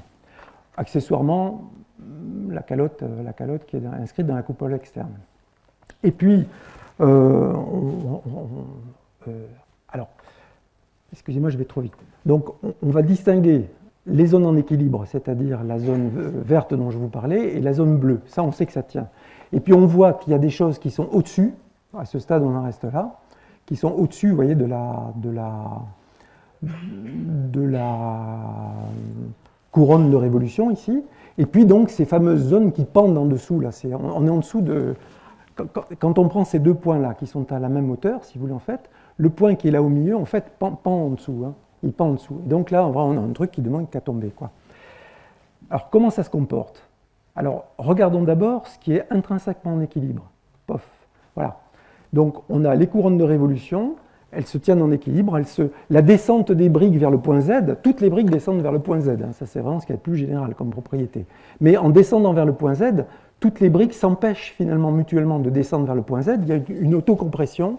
La couronne de révolution se met en autocompression et elle est bloquée. Pareil pour la couronne de révolution externe, plus accessoirement. Donc ça, on est sûr, ça ne va pas descendre. Qu'est-ce qui se passe ici? Alors là, évidemment, c'est le contraire. On a très peu de matière dans les angles et on a de la matière ici au milieu. Et donc ça va tirer la couronne vers le bas. On sent bien que ici, ça va s'éventrer là, enfin ça va s'éventrer dans toutes les parties médianes. Il y a un effet de flexion, si vous voulez, en fait. Et quel est le rôle des matériaux? Alors les matériaux qui sont au-dessus, comment vont-ils se comporter? Alors si on regarde bien, on voit que les matériaux qui sont au-dessus appuient à des intervalles réguliers. Regardez bien ici la colonne vertébrale, donc, c'est-à-dire la couronne de révolution parce qu'elle est comme ça, donc. Vous avez des nervures d'angle qui appuient sur cette colonne de révolution, mais vous avez des nervures intermédiaires qui appuient à intervalles réguliers. Alors, on va faire d'abord, si vous voulez, la supposition que... on va d'abord supposer que ça a la même masse. C'est-à-dire, si ça a la même masse partout, ici, ce qui n'est pas le cas, vous le voyez bien, on va supposer que ça a la même masse. Si ça a la même masse, en fait, ça vient mettre en compression un peu plus l'anneau, la couronne de révolution, ça la comprime un peu plus, c'est le sens de ces flèches bleues. Bon, et tout se passerait bien. Problème, on a ici un supplément de masse. C'est-à-dire qu'on va considérer que c'est la même masse partout, avec un supplément de masse dans les angles. Et alors cette fois-ci, bon, on a dit la masse commune, elle vient compresser un peu plus, et ça donne des forces voilà, qui sont représentées ici par les flèches bleues. Et dans les angles, on a donc de la matière supplémentaire, et cette matière supplémentaire, elle aussi, elle va venir comprimer la couronne. Alors vous voyez ici, elle va appuyer ici, elle va appuyer là, elle va tendance à faire descendre la couronne dans la direction du point Z, ici et là aussi. Et donc, ces deux points-là, ici et là, vont se rapprocher du point Z. Mais en se rapprochant, ils vont se rapprocher l'un de l'autre. C'est-à-dire qu'on va exercer une compression, et se rapprocher l'un de l'autre, ça veut dire comprimer la matière qui se situe entre les deux. Et donc on va ici exercer une compression, une compression qui va pincer, si vous voulez, en fait, qui va pincer cette matière-là. Alors, vous allez me dire, mais qu'est-ce qui va l'emporter finalement? Est-ce que c'est cette force-là qui tend à éventrer, ou c'est cette force-là qui tend à pincer? Alors la réponse est assez simple à fournir. Ça va marcher si... Alors, il y a deux conditions pour que ça marche. Il faut d'abord que la compression supplémentaire circule bien dans la couronne. Bon, pour ça, il suffit, je fais bref, c'est assez compliqué à voir, mais il faut que la couronne soit suffisamment large pour que les compressions circulent bien à l'intérieur. Et là, il faut qu'elle ne soit pas trop large, c'est-à-dire que ces compressions entre les angles ici circulent à l'extérieur de la couronne, c'est-à-dire dans la zone fragile, qu'elles viennent bien pincer la zone fragile. Alors pour ça, Brunelleschi a vérifié deux choses. Et puis il faut qu'il y ait ici, finalement, il faut qu'ici, dans l'angle, il y ait une masse plus forte qu'au centre, si vous voulez, en fait. Si la masse là est plus forte, on voit bien qu'elle va l'emporter par rapport à ici. Et donc, si elle est plus forte, ben, ça va s'enfoncer comme ça et comme ça. Et l'enfoncement va être rendu impossible par la présence de la zone fragile qui se retrouve pincée. Donc, comment Brunelleschi a fait? Alors, je ne vais pas détailler la démonstration, mais Brunelleschi a calculé l'épaisseur de la calotte interne. Et il a calculé, alors vous voyez que si la calotte interne ici est très petite, allô? Ah. Est-ce que vous m'entendez quand même là? Bon, merci. Donc on voit bien que si la calotte interne est trop mince, si vous voulez en fait, on ne peut même pas inscrire un cercle ici, on ne peut pas inscrire, il n'y a pas de couronne de révolution et il n'y a pas de colonne vertébrale et tout le raisonnement tombe à l'eau. Donc il faut que cette calotte interne soit suffisamment épaisse pour qu'on puisse inscrire une couronne de révolution. Et alors il faut en plus que les forces se propagent, si vous voulez, en fait, en passant par le milieu de la couronne. Bon, la démonstration est un peu compliquée, mais ça c'est une démonstration de géométrie que je dirais euclidienne élémentaire que Brunelleschi a pu faire sans problème. Et la deuxième condition, c'est qu'on ait bien un supplément de poids dans les angles. Alors ça, pour le voir, on peut le voir très rapidement. Alors on va raisonner pour ça dans le plan de naissance de la coupole. Et on va faire comme si la calotte interne, la calotte externe, et comme si le dispositif existait depuis le plan de naissance. Alors vous voyez, on va regarder la région des angles que j'ai figurée en orange ici, et on va regarder la région médiane que j'ai figurée en bleu. Et on peut démontrer assez simplement, je ne vais pas m'y attarder, mais que la région orange ici a une surface supérieure. Alors on les regarde sous un même angle, c'est-à-dire on divise, c'est pi sur 8, alors pi sur 8 ça fait 22 degrés 5. Hein. Ici, vous avez 1/8 de la coupole, c'est-à-dire 45 degrés. Donc là, vous avez un 16e, pi sur 8, ou si vous préférez, 22 degrés. On va regarder sous un même angle. Et on va regarder la matière qui est présente. Et en fait, on peut démontrer très facilement qu'il y a plus de matière dans cette zone orange ici que dans cette zone bleue, qu'il y a plus de matière dans cette zone orange ici que dans cette zone bleue. Et donc, les calottes sont plus lourdes dans les angles que dans la région médiane. Ici, on a mis deux nervures intermédiaires. Et Brunelleschi a mis une nervure d'angle qui est exactement le double des nervures intermédiaires. Donc on a toujours plus de matière. Et il a rajouté un supplément ici qui est assez considérable. Donc cette région-là est plus lourde que cette région-là.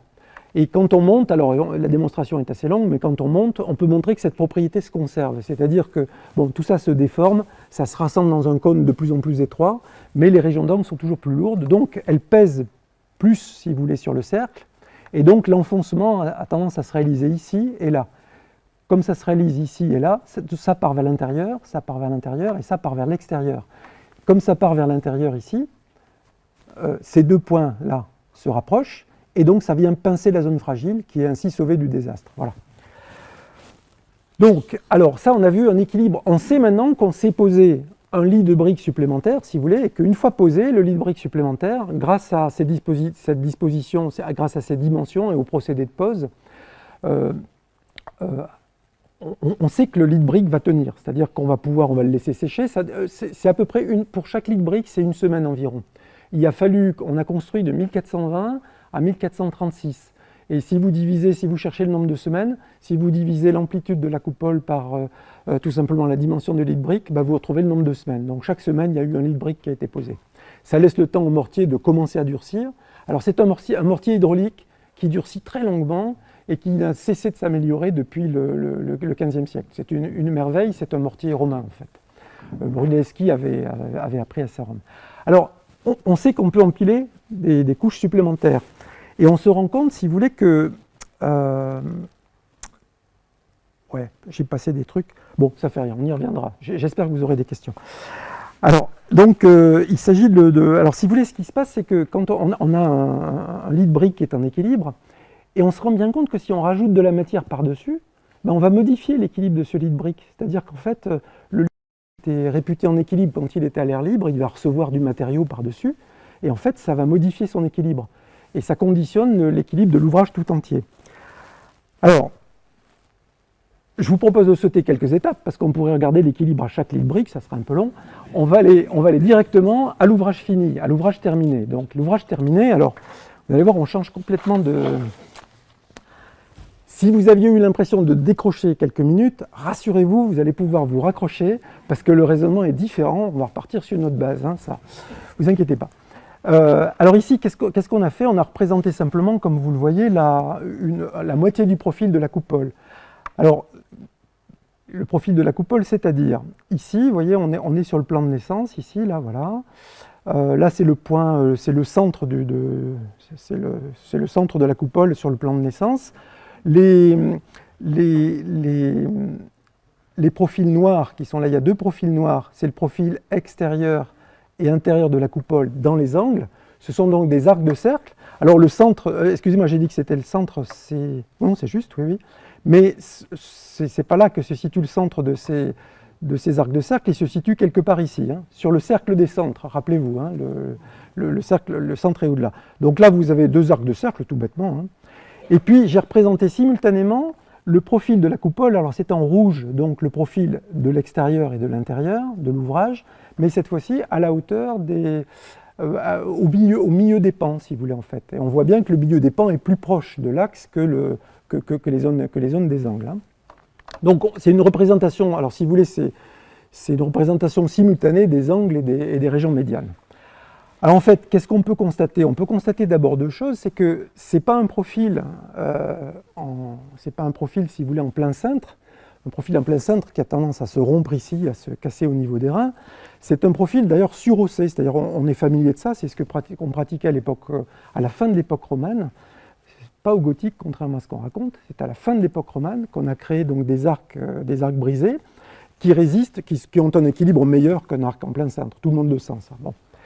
Et puis, Brunelleschi a procédé à l'allègement des structures. Alors, qu'est-ce que ça veut dire, l'allègement des structures? Dans cette région-là, on a vu tout à l'heure, là, jusqu'à une hauteur de 10 degrés environ, il faut compter 60 degrés d'élévation de la coupole, jusqu'à une hauteur de 10 degrés, on a en fait un ouvrage massif en pierre pleine, si vous voulez, en fait une véritable ceinture, si vous voulez. Et ici, on voit apparaître les calottes. Il y a une calotte interne, une calotte externe, un grand espace vide, et donc quelque chose de plus léger en hauteur.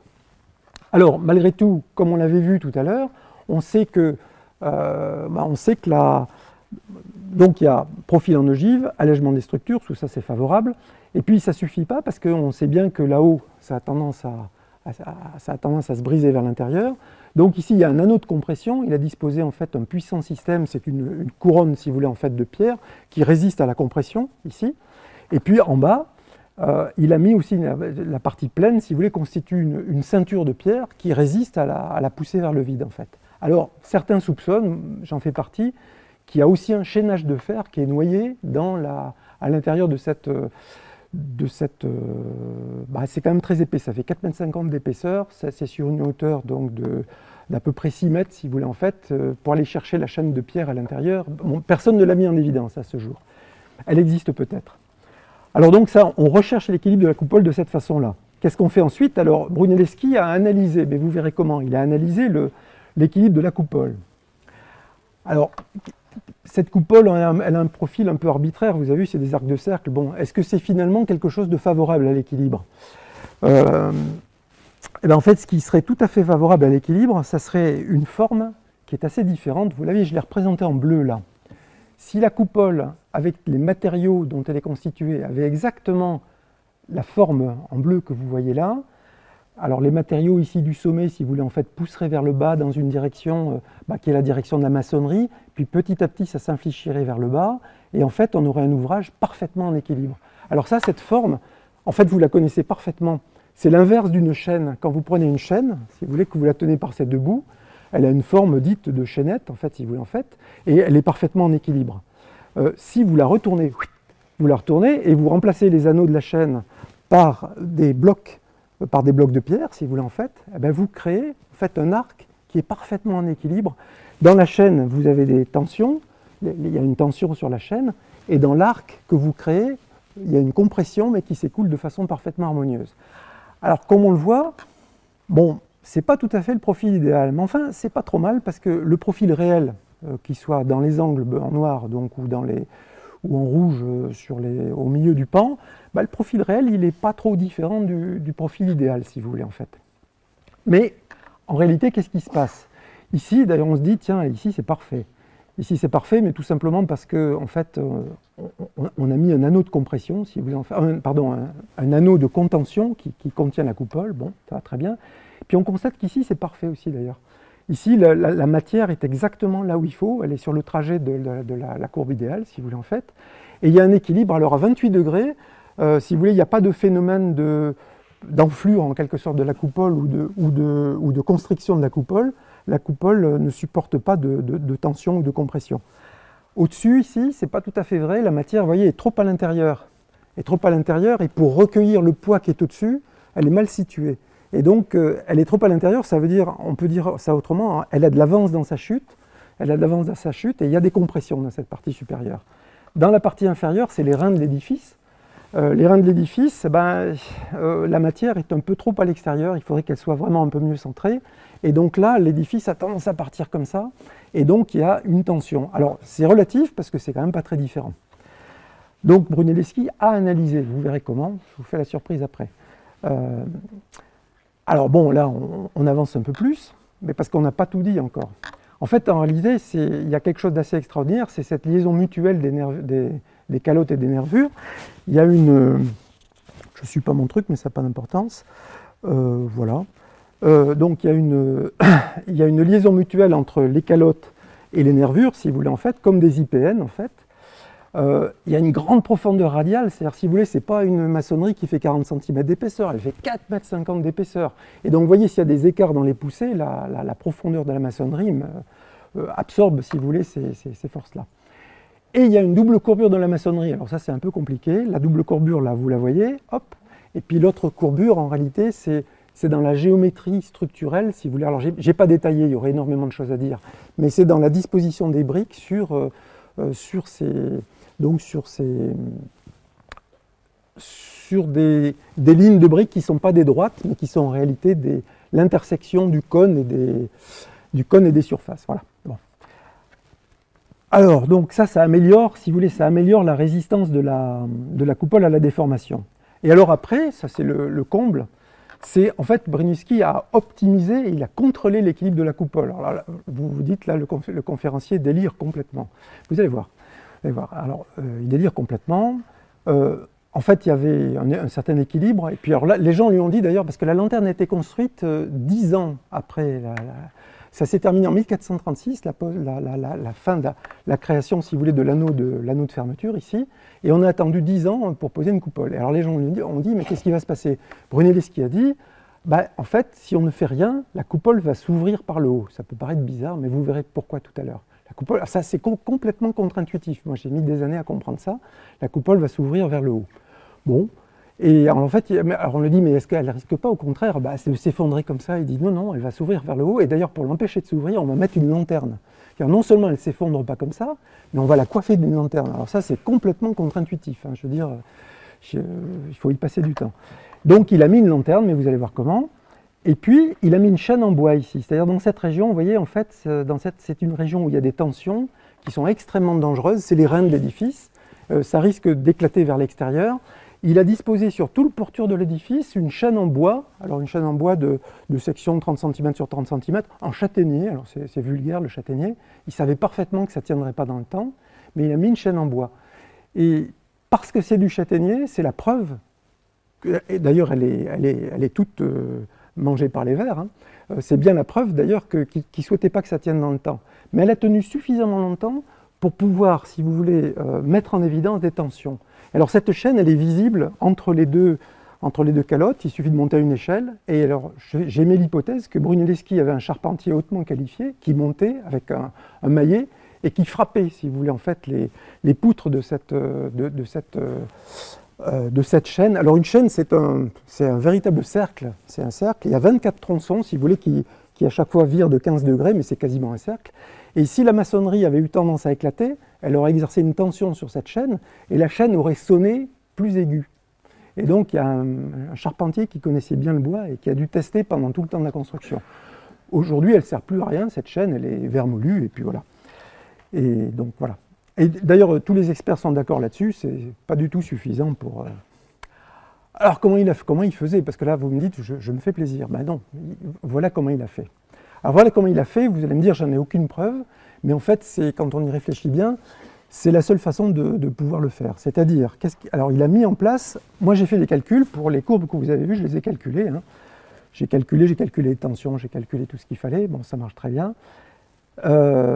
Lui en fait il n'a pas calculé, il a fait ce qu'on appelle du calcul analogique, c'est-à-dire qu'il a mis en place un dispositif qui reproduit de façon mécanique, si vous voulez, en fait, les phénomènes. Alors, on va prendre... Ça va, je peux... Bon, je vois qu'il y a de l'attente, c'est bon, on va continuer. Alors, si vous voulez, le dispositif, c'est dans son laboratoire. On est dans son laboratoire, vous imaginez. Là, il y a un mur en face de vous, il y a un mur. On dispose d'une planche, la planche A', hein, c'est une planche qui est fixée sur le mur, tout simplement. On fait pendre ici un fil. Alors, le fil bleu, vous devinez que c'est la chaîne dont je vous parlais tout à l'heure. Alors c'est juste un fil d'ailleurs, mais c'est un fil inextensible. Il ne faut surtout pas qu'il soit élastique, c'est un fil inextensible dont la longueur est égale à la longueur moyenne du profil. Vous voyez là, la longueur est égale à la longueur moyenne. Il est solidement fixé en A et A'. Et puis alors sur ce fil, on dispose à intervalles réguliers, vous voyez, un petit fil ici, on fait un nœud, et là il y a une masse. Puis un peu plus loin, il y a un nœud, une masse, etc., etc. On fait ça tout le long du fil. Et que représente cette masse? Cette masse représente le poids de la portion de maçonnerie. Si vous voulez, là, c'est la portion inférieure. Et puis là, c'est la portion un petit peu plus élevée, etc., etc. Et ça représente le poids. C'est proportionnel, si vous voulez, au poids de la maçonnerie de la coupole. Voilà. Alors ici, quand on arrive en bout, il faut rajouter aussi, il ne faut pas oublier de mettre le poids du système de fermeture, en fait, de l'anneau de fermeture, et puis il ne faut pas oublier de mettre le poids de la lanterne. Et puis on voit, ce dispositif s'équilibre, et on voit que c'est la courbe que devrait avoir la coupole pour fonctionner correctement. Bon. Qu'est-ce qu'on peut dire d'autre? Ça permet de mettre... Alors si vous voulez, c'est ce qu'on peut appeler, quand vous avez une chaîne, si vous voulez, tous les anneaux sont identiques. Là, c'est une chaîne qu'on peut appeler pondérée, c'est-à-dire qu'on l'a chargée, d'autant plus qu'il y avait de la matière. Alors, les gens vont dire, oui, mais attendez, on se fait encore plaisir, là, parce que comment est-ce qu'on pouvait savoir quelle quantité de matière il y avait à différentes hauteurs, etc. C'est invraisemblable. Alors, je fais la réponse, là, je fais la demande et la réponse, mais la réponse, elle est très simple. Brunelleschi était sculpteur. On sait qu'il a fait des maquettes. Donc, il a fait des maquettes, il a immergé ces maquettes dans l'eau, et en faisant descendre ces maquettes dans l'eau dans un récipient, si vous voulez, qui était plein à bord, et en les faisant descendre en mesurant la descente, il était capable de dire quelle quantité de matière il y avait à quelle hauteur. Et donc, on peut très très bien donc, retrouver les volumes de maçonnerie, donc le poids de maçonnerie, et donc confectionner ces petits sacs. Alors ça, c'est pas imaginé totalement, c'est ce que faisait Gaudi pour faire la Sagrada Familia. Alors vous me direz, oui, mais on est en 1900, c'est Gaudi. Mais attendez, Gaudi le faisait, mais déjà Poligny qui étudiait ça c'est un peu la réflexion de Poligny. Poligny qui étudiait Saint-Pierre de Rome et donc Santa Maria del Fiore au milieu du XVIIIe siècle, raisonnait déjà comme ça. Et puis j'ai trouvé des choses plus anciennes remontant donc concernant des tombes vietnamiennes dans lesquelles on trouve cet arc de... Donc si vous voulez, c'est un mode de raisonnement qui est... Enfin, bon, c'est clair que Brunelleschi avait constaté la forme que prenait une chaîne, c'est clair qu'il avait constaté que si on mettait des poids, ça déformait cette chaîne, etc. Alors si vous voulez, on va faire un truc, on va aller un petit peu plus loin. Donc, on va utiliser le dispositif expérimental parce qu'il faut le voir marcher quand même, parce qu'il ne suffit pas de dire que ça marche, il faut le faire marcher. Alors on le fait marcher de la façon suivante. On va d'abord supposer, si vous voulez, qu'on n'a pas mis de lanterne. On est en 1436, la coupole est terminée, la lanterne n'est pas posée, et dans quel état est la coupole? Hop, voilà.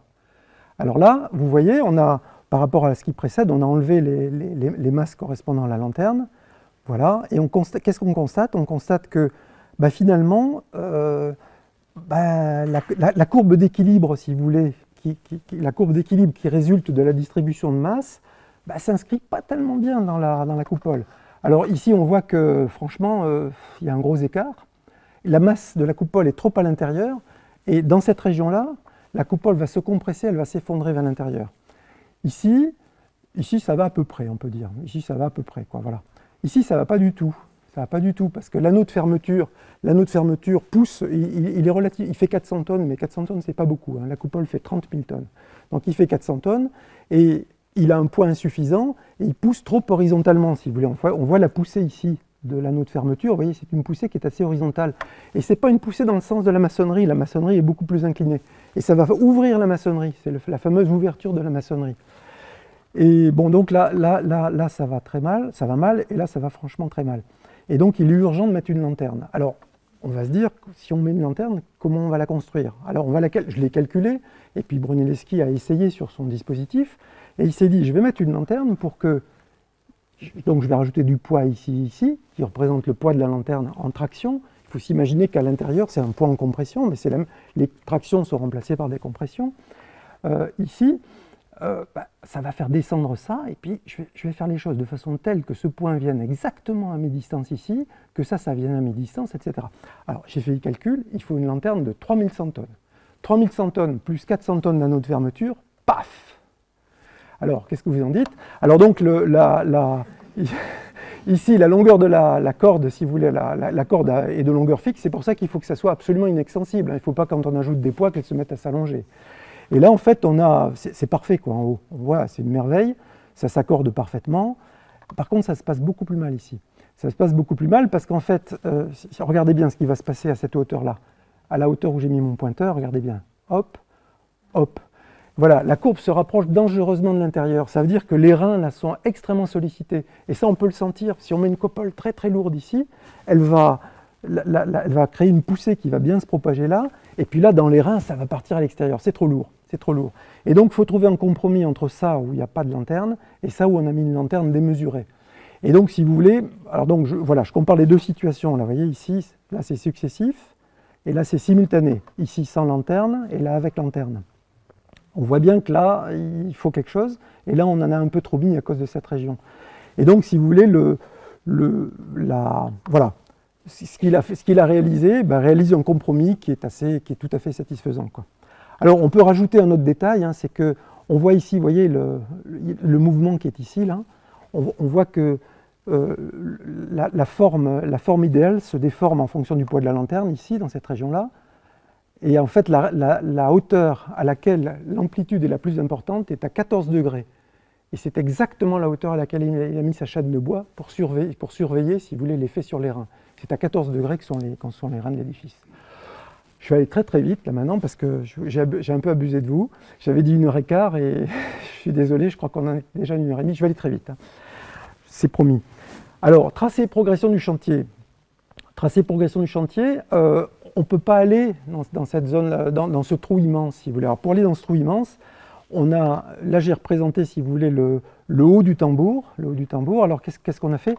On a posé des grandes, alors quand je dis grandes, ça fait quand même 8 mètres de long, des grandes poutres sur le haut du tambour, puis on les a enfermées dans des poutres de pierre, et on les a enfermées sous d'autres poutres de pierre, vous voyez, ça fait comme les rails d'un chemin de fer, et on les a enfin enfermées dans la maçonnerie de pierre. Et ces poutres dépassent dans le vide. Et c'est ça qui va permettre de faire circuler le personnel, de charger les matériaux de construction, etc., etc. Et là, il y a une structure plus légère, dont je ne connais pas bien la structure. Ces trous-là existent, ils sont constatables, c'est des trous gigantesques, hein, ça fait 65 cm de côté, et c'est des cavités qui font 3,50 m de profondeur. Donc les poutres étaient enfilées là-dessus, et ça fait donc un espace de circulation. Ça servait à la fois d'espace de départ, si vous voulez, pour les échafaudages. J'ai bien dit échafaudage, c'est-à-dire ce qui permet au personnel de circuler, et non pas armature qui tiendrait il n'y a pas d'armature, hein, il n'y a pas de cintre. Mais c'est un point de départ pour les échafaudages, un lieu de stockage des briques, etc. etc. Je passe là-dessus, mais il y avait un treuil gigantesque qui amenait un treuil à changement de vitesse, marche avant, marche arrière et changement de vitesse, 600 ans avant Louis Renault quand même. Faut en avoir conscience de ça. Et donc voilà, ça c'est un élément, alors c'est un élément, si vous voulez, mécanique, mais c'est aussi un élément géométrique, c'est un référentiel, c'est ça qui fixe l'existence, si vous voulez, du plan de départ. C'est une grande plateforme de travail annulaire. Donc, bon. Alors après, comment est-ce qu'on sait comment est-ce qu'on sait qu'on est dans un plan vertical? Alors ça, c'est vraiment très très facile. On met des cordes, on circule sur cette plateforme et on met dans les angles, vous voyez ici, il y a des, alors je vais grossir parce qu'on ne voit pas très bien, il y a des petits crochets, comme ça, là, dans deux angles opposés, et puis on fait pendre une corde. Alors on peut faire pendre une corde ici aussi. on fait pendre des cordes où dans les angles et à la hauteur, à la limite, si vous voulez, des nervures, en fait. C'est des points de repère très précis. Et quand on fait pendre une corde, on a matérialisé un plan vertical. C'est aussi simple que ça. Il ne faut surtout pas tendre la corde. Si on tend la corde, on ne sait plus où on en est. Si on la laisse pendre, on voit le plan vertical. Donc on a des plans verticaux. Alors je ne les invente pas, et les crochets sont là depuis 6 siècles, en fait. Non, j'exagère. 6 siècles, ça fait, ils n'ont pas bougé. Voilà, il y en a un qui est un peu encore dans l'enduit. Il suffit de passer des cordelettes, on n'a pas besoin de les tendre. Hein. Il y avait sûrement des garçons de 12 à 14 ans qui circulaient, on leur disait cordelettes à 5 à 4, qui les tendaient à travers le vide et ça fournissait des points de repère. Alors voilà comment on utilise ça. Ici donc on a matérialisé, vous voyez, le plan vertical. Alors on veut monter ici le long de l'arête. Alors on a un bout d'arête ici, c'est un gabarit en bois, ces gabarits existent, on en a la preuve. Ça a été relevé par pas mal d'auteurs. Des gabarits en bois qui faisaient environ 4,50 m de long et qui ont une forme d'arc de cercle. Et alors ces gabarits, il y en a un sur chaque arête, bien entendu, et on les fait monter au fur et à mesure, si vous voulez, en fait, pour matérialiser les arêtes. Alors, on trace ici un rayon depuis donc le point O8 qu'on peut atteindre grâce à la plateforme, si vous voulez, grâce à l'extension de la plateforme jusqu'à O8. Là, il reste un grand trou. Hein. Et puis, donc, on a ici un rayon de 36 mètres. On trace, donc, on s'assure que ce gabarit est positionné à une distance constante de ce centre. Et puis on s'assure que ce gabarit aussi est dans un plan vertical. Pour ça, on fait pendre un fil à plomb qui vient rejoindre la corde qu'on a positionnée ici. Alors ça, c'est beaucoup plus spectaculaire. On a beaucoup parlé du point Z. Alors le point Z, c'est cette fameuse mire qui permet de matérialiser le sommet du cône. Alors vous voyez ici, vous avez le cercle des centres. Le cercle des centres, c'est le rebord de la plateforme, c'est le rebord intérieur qui était circulaire. Ici, en fait, on va envoyer une mire exactement au centre instantané construction. Donc on est déjà arrivé ici dans le plan H, on est à cette hauteur-là. Qu'est-ce qu'on fait? On met ici une poulie, ici une autre poulie, 2 poids égaux, là, avec une corde qui va de là à là. Et puis on fait ça donc à 4 endroits, comme vous le voyez. Et puis ces cordes se rejoignent en fait sur une petite mire, un objet léger, mais bien visible, si vous voulez, en fait. On laisse pendre les poids et le point Z file exactement. Le point Z, la mire file au point Z. Alors elle file au point Z à un petit détail près, c'est que la mire elle a un peu de poids ici, donc ces deux segments ne sont pas alignés, les cordes ont un peu de poids, donc tout ça c'est pas parfaitement aligné. Alors il y a un procédé, je ne vais pas détailler, mais il y a un procédé d'ajustement qui permet de s'assurer, si vous voulez, qu'on a un alignement parfait entre le centre, le point Z et la couche de briques sur lesquelles on est en train de travailler. Donc voilà, on a matérialisé le point Z sans y être allé. On a envoyé en fait. Voilà. Je ne comprends pas pourquoi on n'est pas trouvé ça depuis. Ça fait plusieurs siècles qu'on y réfléchit. Bon, c'est pas très difficile. Alors après, il y a d'autres caractéristiques, si vous voulez en fait. Bon, il y a d'autres détails. Alors il y a d'autres détails dont je n'ai pas parlé, que tous les auteurs mettent en avant. Ils disent, mais voilà, il y a un appareillage en arête de poisson, c'est tout à fait vrai. Et puis ils disent, c'est grâce à ça que ça tient, c'est tout à fait faux. Alors, vous voyez ce que c'est l'appareillage en arête de poisson. On dispose les briques sur les rangées donc, consécutives. Et puis, il y a des briques qu'on dispose comme ceci, verticalement. Vous voyez, là... attendez, ouais, voilà, il y a des briques comme ça qui sont en quinconce et ça forme comme des arêtes de poisson là. Alors ça joue un rôle, mais ça ne joue pas le rôle que disent les auteurs ordinairement. Voilà comment c'est utilisé. Donc il y a des briques, vous voyez, posées horizontalement comme ça, et des briques posées sur le champ. Et puis dans la couche supérieure voisine, une autre brique posée sur le champ, et ça se décale à chaque fois d'un cran. On les voit aussi, vous voyez, dans les angles, on les voit aussi, là, les briques en arête de poisson. Là, voilà. Et donc il y a une combinaison des lits de briques incurvés et des arêtes de poisson. Et ça se combine de la façon suivante. Donc, là, je les ai représentés, vous voyez, il y a les couches de briques comme ça, alors, qui sont posées à plat, et les couches de briques verticales. Et on voit bien que les couches de briques verticales, en se décalant, si vous voulez, en fait, bon, se décalent sur la coupole. Voilà comment c'est organisé. Là, ça sera pratiquement ma dernière diapositive. Comment fait-on pour construire un lit de briques? La première chose qu'on fait, vous voyez ici, il y a cette zone-là, cette région de la coupole interne ici, que j'ai agrandie ici, Alors la première chose qu'on fait, on commence à poser une rangée de briques, on commence à poser des briques de champ, c'est-à-dire que là ici on va aligner 1, 2, 3, 4, 5, 6 briques. On va aligner 6 briques verticalement. En visant, avec le dessus de la brique, on va viser le point Z et le cercle. Et on va faire ça tout autour de l'édifice. Vous voyez, il y a il y a un alignement de briques posées sur le champ, un autre alignement, etc., etc. On va réaliser tout ça. Et donc toutes ces briques, on sait que la surface supérieure de ces briques sont sur le même cône. Et ces briques, elles vont sectoriser la coupole. C'est-à-dire, vous voyez ici, en fait, on a un petit secteur, ici, là, voilà, on a un secteur qui est délimité par les briques, ici, par les briques posées de champ, les briques dites en arête de poisson. Bon. Ensuite, dans ce secteur, ici, on est dans un tel secteur, vous voyez là, on va poser une rangée de briques, la rangée de briques qui se voit sur l'intrado, on est à l'intérieur, là. Alors, ça sera des briques, d'ailleurs, qui seront en forme de parallélogramme, on sera amené à les découper, vous voyez, on parle de briques carrées, puis on les découpe. Donc, on pose des parallélogrammes qui s'inclinent de plus en plus quand on s'approche des angles. Ici, on peut se contenter de poser des trapèzes, en fait, on enlève juste un coin, on ajuste ici pour ajuster ici, puis là on se fiche un peu de ce qui se passe. On fait pareil ici à l'extrado de la calotte interne. Et qu'est-ce qu'on fait entre deux?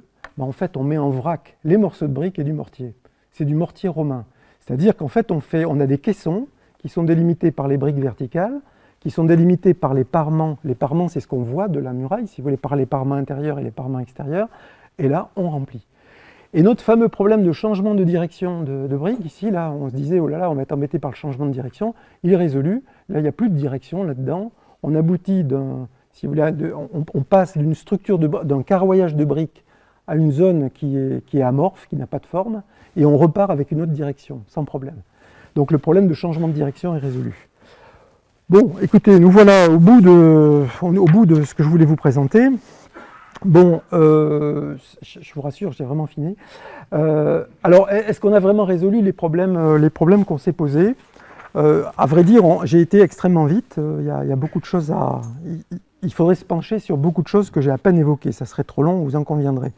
Alors, si vous voulez, à défaut, le raisonnement complet, j'en ai fait un schéma, si vous voulez, en fait, le voici.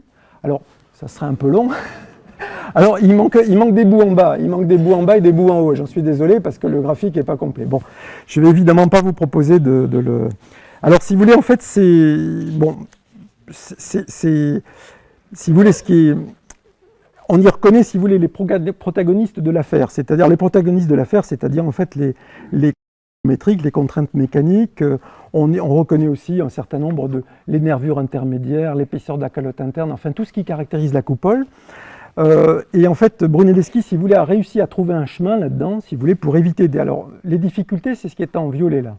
Pour affronter directement les difficultés ou pour les éviter, si vous voulez, en quelque sorte. Et les contraintes, et alors ce qui est absolument extraordinaire, c'est que le chemin s'est révélé unique, c'est-à-dire que ces difficultés sont si serrées qu'en fait, à chaque fois, l'inventeur est poussé par la nécessité, on ne peut pas faire autrement. Ça, c'est vraiment stupéfiant. Quand on parcourt, si vous voulez, le raisonnement, on ne peut pas faire autrement, c'est très troublant. Alors, donc, pour s'aventurer, si vous voulez, dans ce qui ressemble à un véritable labyrinthe, Brunelleschi a été guidé par la nécessité. Alors, c'est comme la nécessité a été le fil d'Ariane. Bon, la voilà représentée un peu plus joliment, voilà. Alors, ce fil d'Ariane désormais visible m'a permis à mon tour d'explorer donc les régions les plus obscures du chef-d'œuvre de Brunelleschi. Alors, j'ai obtenu beaucoup de résultats inédits, si vous voulez, en fait, et alors ce qui m'a rassuré, c'est que j'ai retrouvé tous les résultats établis par les auteurs passés, j'entends les auteurs passés sérieux, qui relevaient jusque-là de thèses divergentes, et en fait qui se trouvent absolument unies, qui en fait, si vous voulez, c'est comme des résurgences de quelque chose de plus profond, quoi, voilà. Alors, autour de cette expérience de reconstruction par la pensée, j'ai eu l'impression de marcher dans les traces donc, du grand architecte, et parfois de façon plus troublante, de lire dans ses pensées. Alors, au terme de telle expérience, on demeure imprégné de ces principes si particuliers. Alors, je vais terminer sur ce point, je vais faire une comparaison, si vous voulez, avec les bâtisseurs de grandes cathédrales. Je terminerai sur ce point. Là, je vais lire parce que je suis un peu fatigué, excusez-moi. Dans la construction de ces ouvrages médiévaux, le cintre est utilisé pour porter l'arc. Enfin, donc le cintre en bois porte l'arc porte la voûte, le poids de la voûte s'écoule le long des arcs dans des directions précises. Les poussées qui en résultent sont contrées par la nef, par les bras du transept, le chevet, les tours, et puis de façon très perceptible, on connaît tout ça, par les arcs-boutants et les contreforts. Inversement, Brunelleschi n'utilise ni arc-boutant ni contrefort. L'usage de cintre est rendu inutile, alors ça on pourrait y revenir si vous le souhaitez, par la conception de l'ouvrage. Aucun élément structurel n'est préparé en attente des suivants. tous s'élèvent simultanément avec un parfait équilibre. Leur croissance est réglée par la pose des lits successifs de maçonnerie. Alors, à la structure extravertie, en quelque sorte, des cathédrales gothiques, s'oppose ici une structure qui ne se voit pas. On a parlé de géométrie formelle, mais la géométrie structurelle, l'agencement des briques, on n'en a aucune idée, en fait. Ni de l'intérieur, ni de l'extérieur, d'ailleurs. Alors, il en résulte un contraste saisissant, ça on peut peut-être terminer là-dessus, dans le traitement de la lumière. Les structures portantes gothiques sont en enfilade, si vous voulez, et permettent une entrée maximale de la lumière. Ici, il y a un dispositif continu qui ne doit surtout pas être interrompu, parce que les forces qui s'écoulaient, comme on l'a vu tout à l'heure, ne pourraient pas s'écouler correctement. Et donc la lumière ne peut plus entrer que par la lanterne ici, et par les oculi. Et là, c'est complètement fermé. Et quand on entre, on est frappé, ça baigne dans une douce pénombre, si vous voulez. Il est hors de question d'ouvrir des choses ici qui déchireraient la structure, en quelque sorte. Voilà, je vous remercie de votre attention. Merci.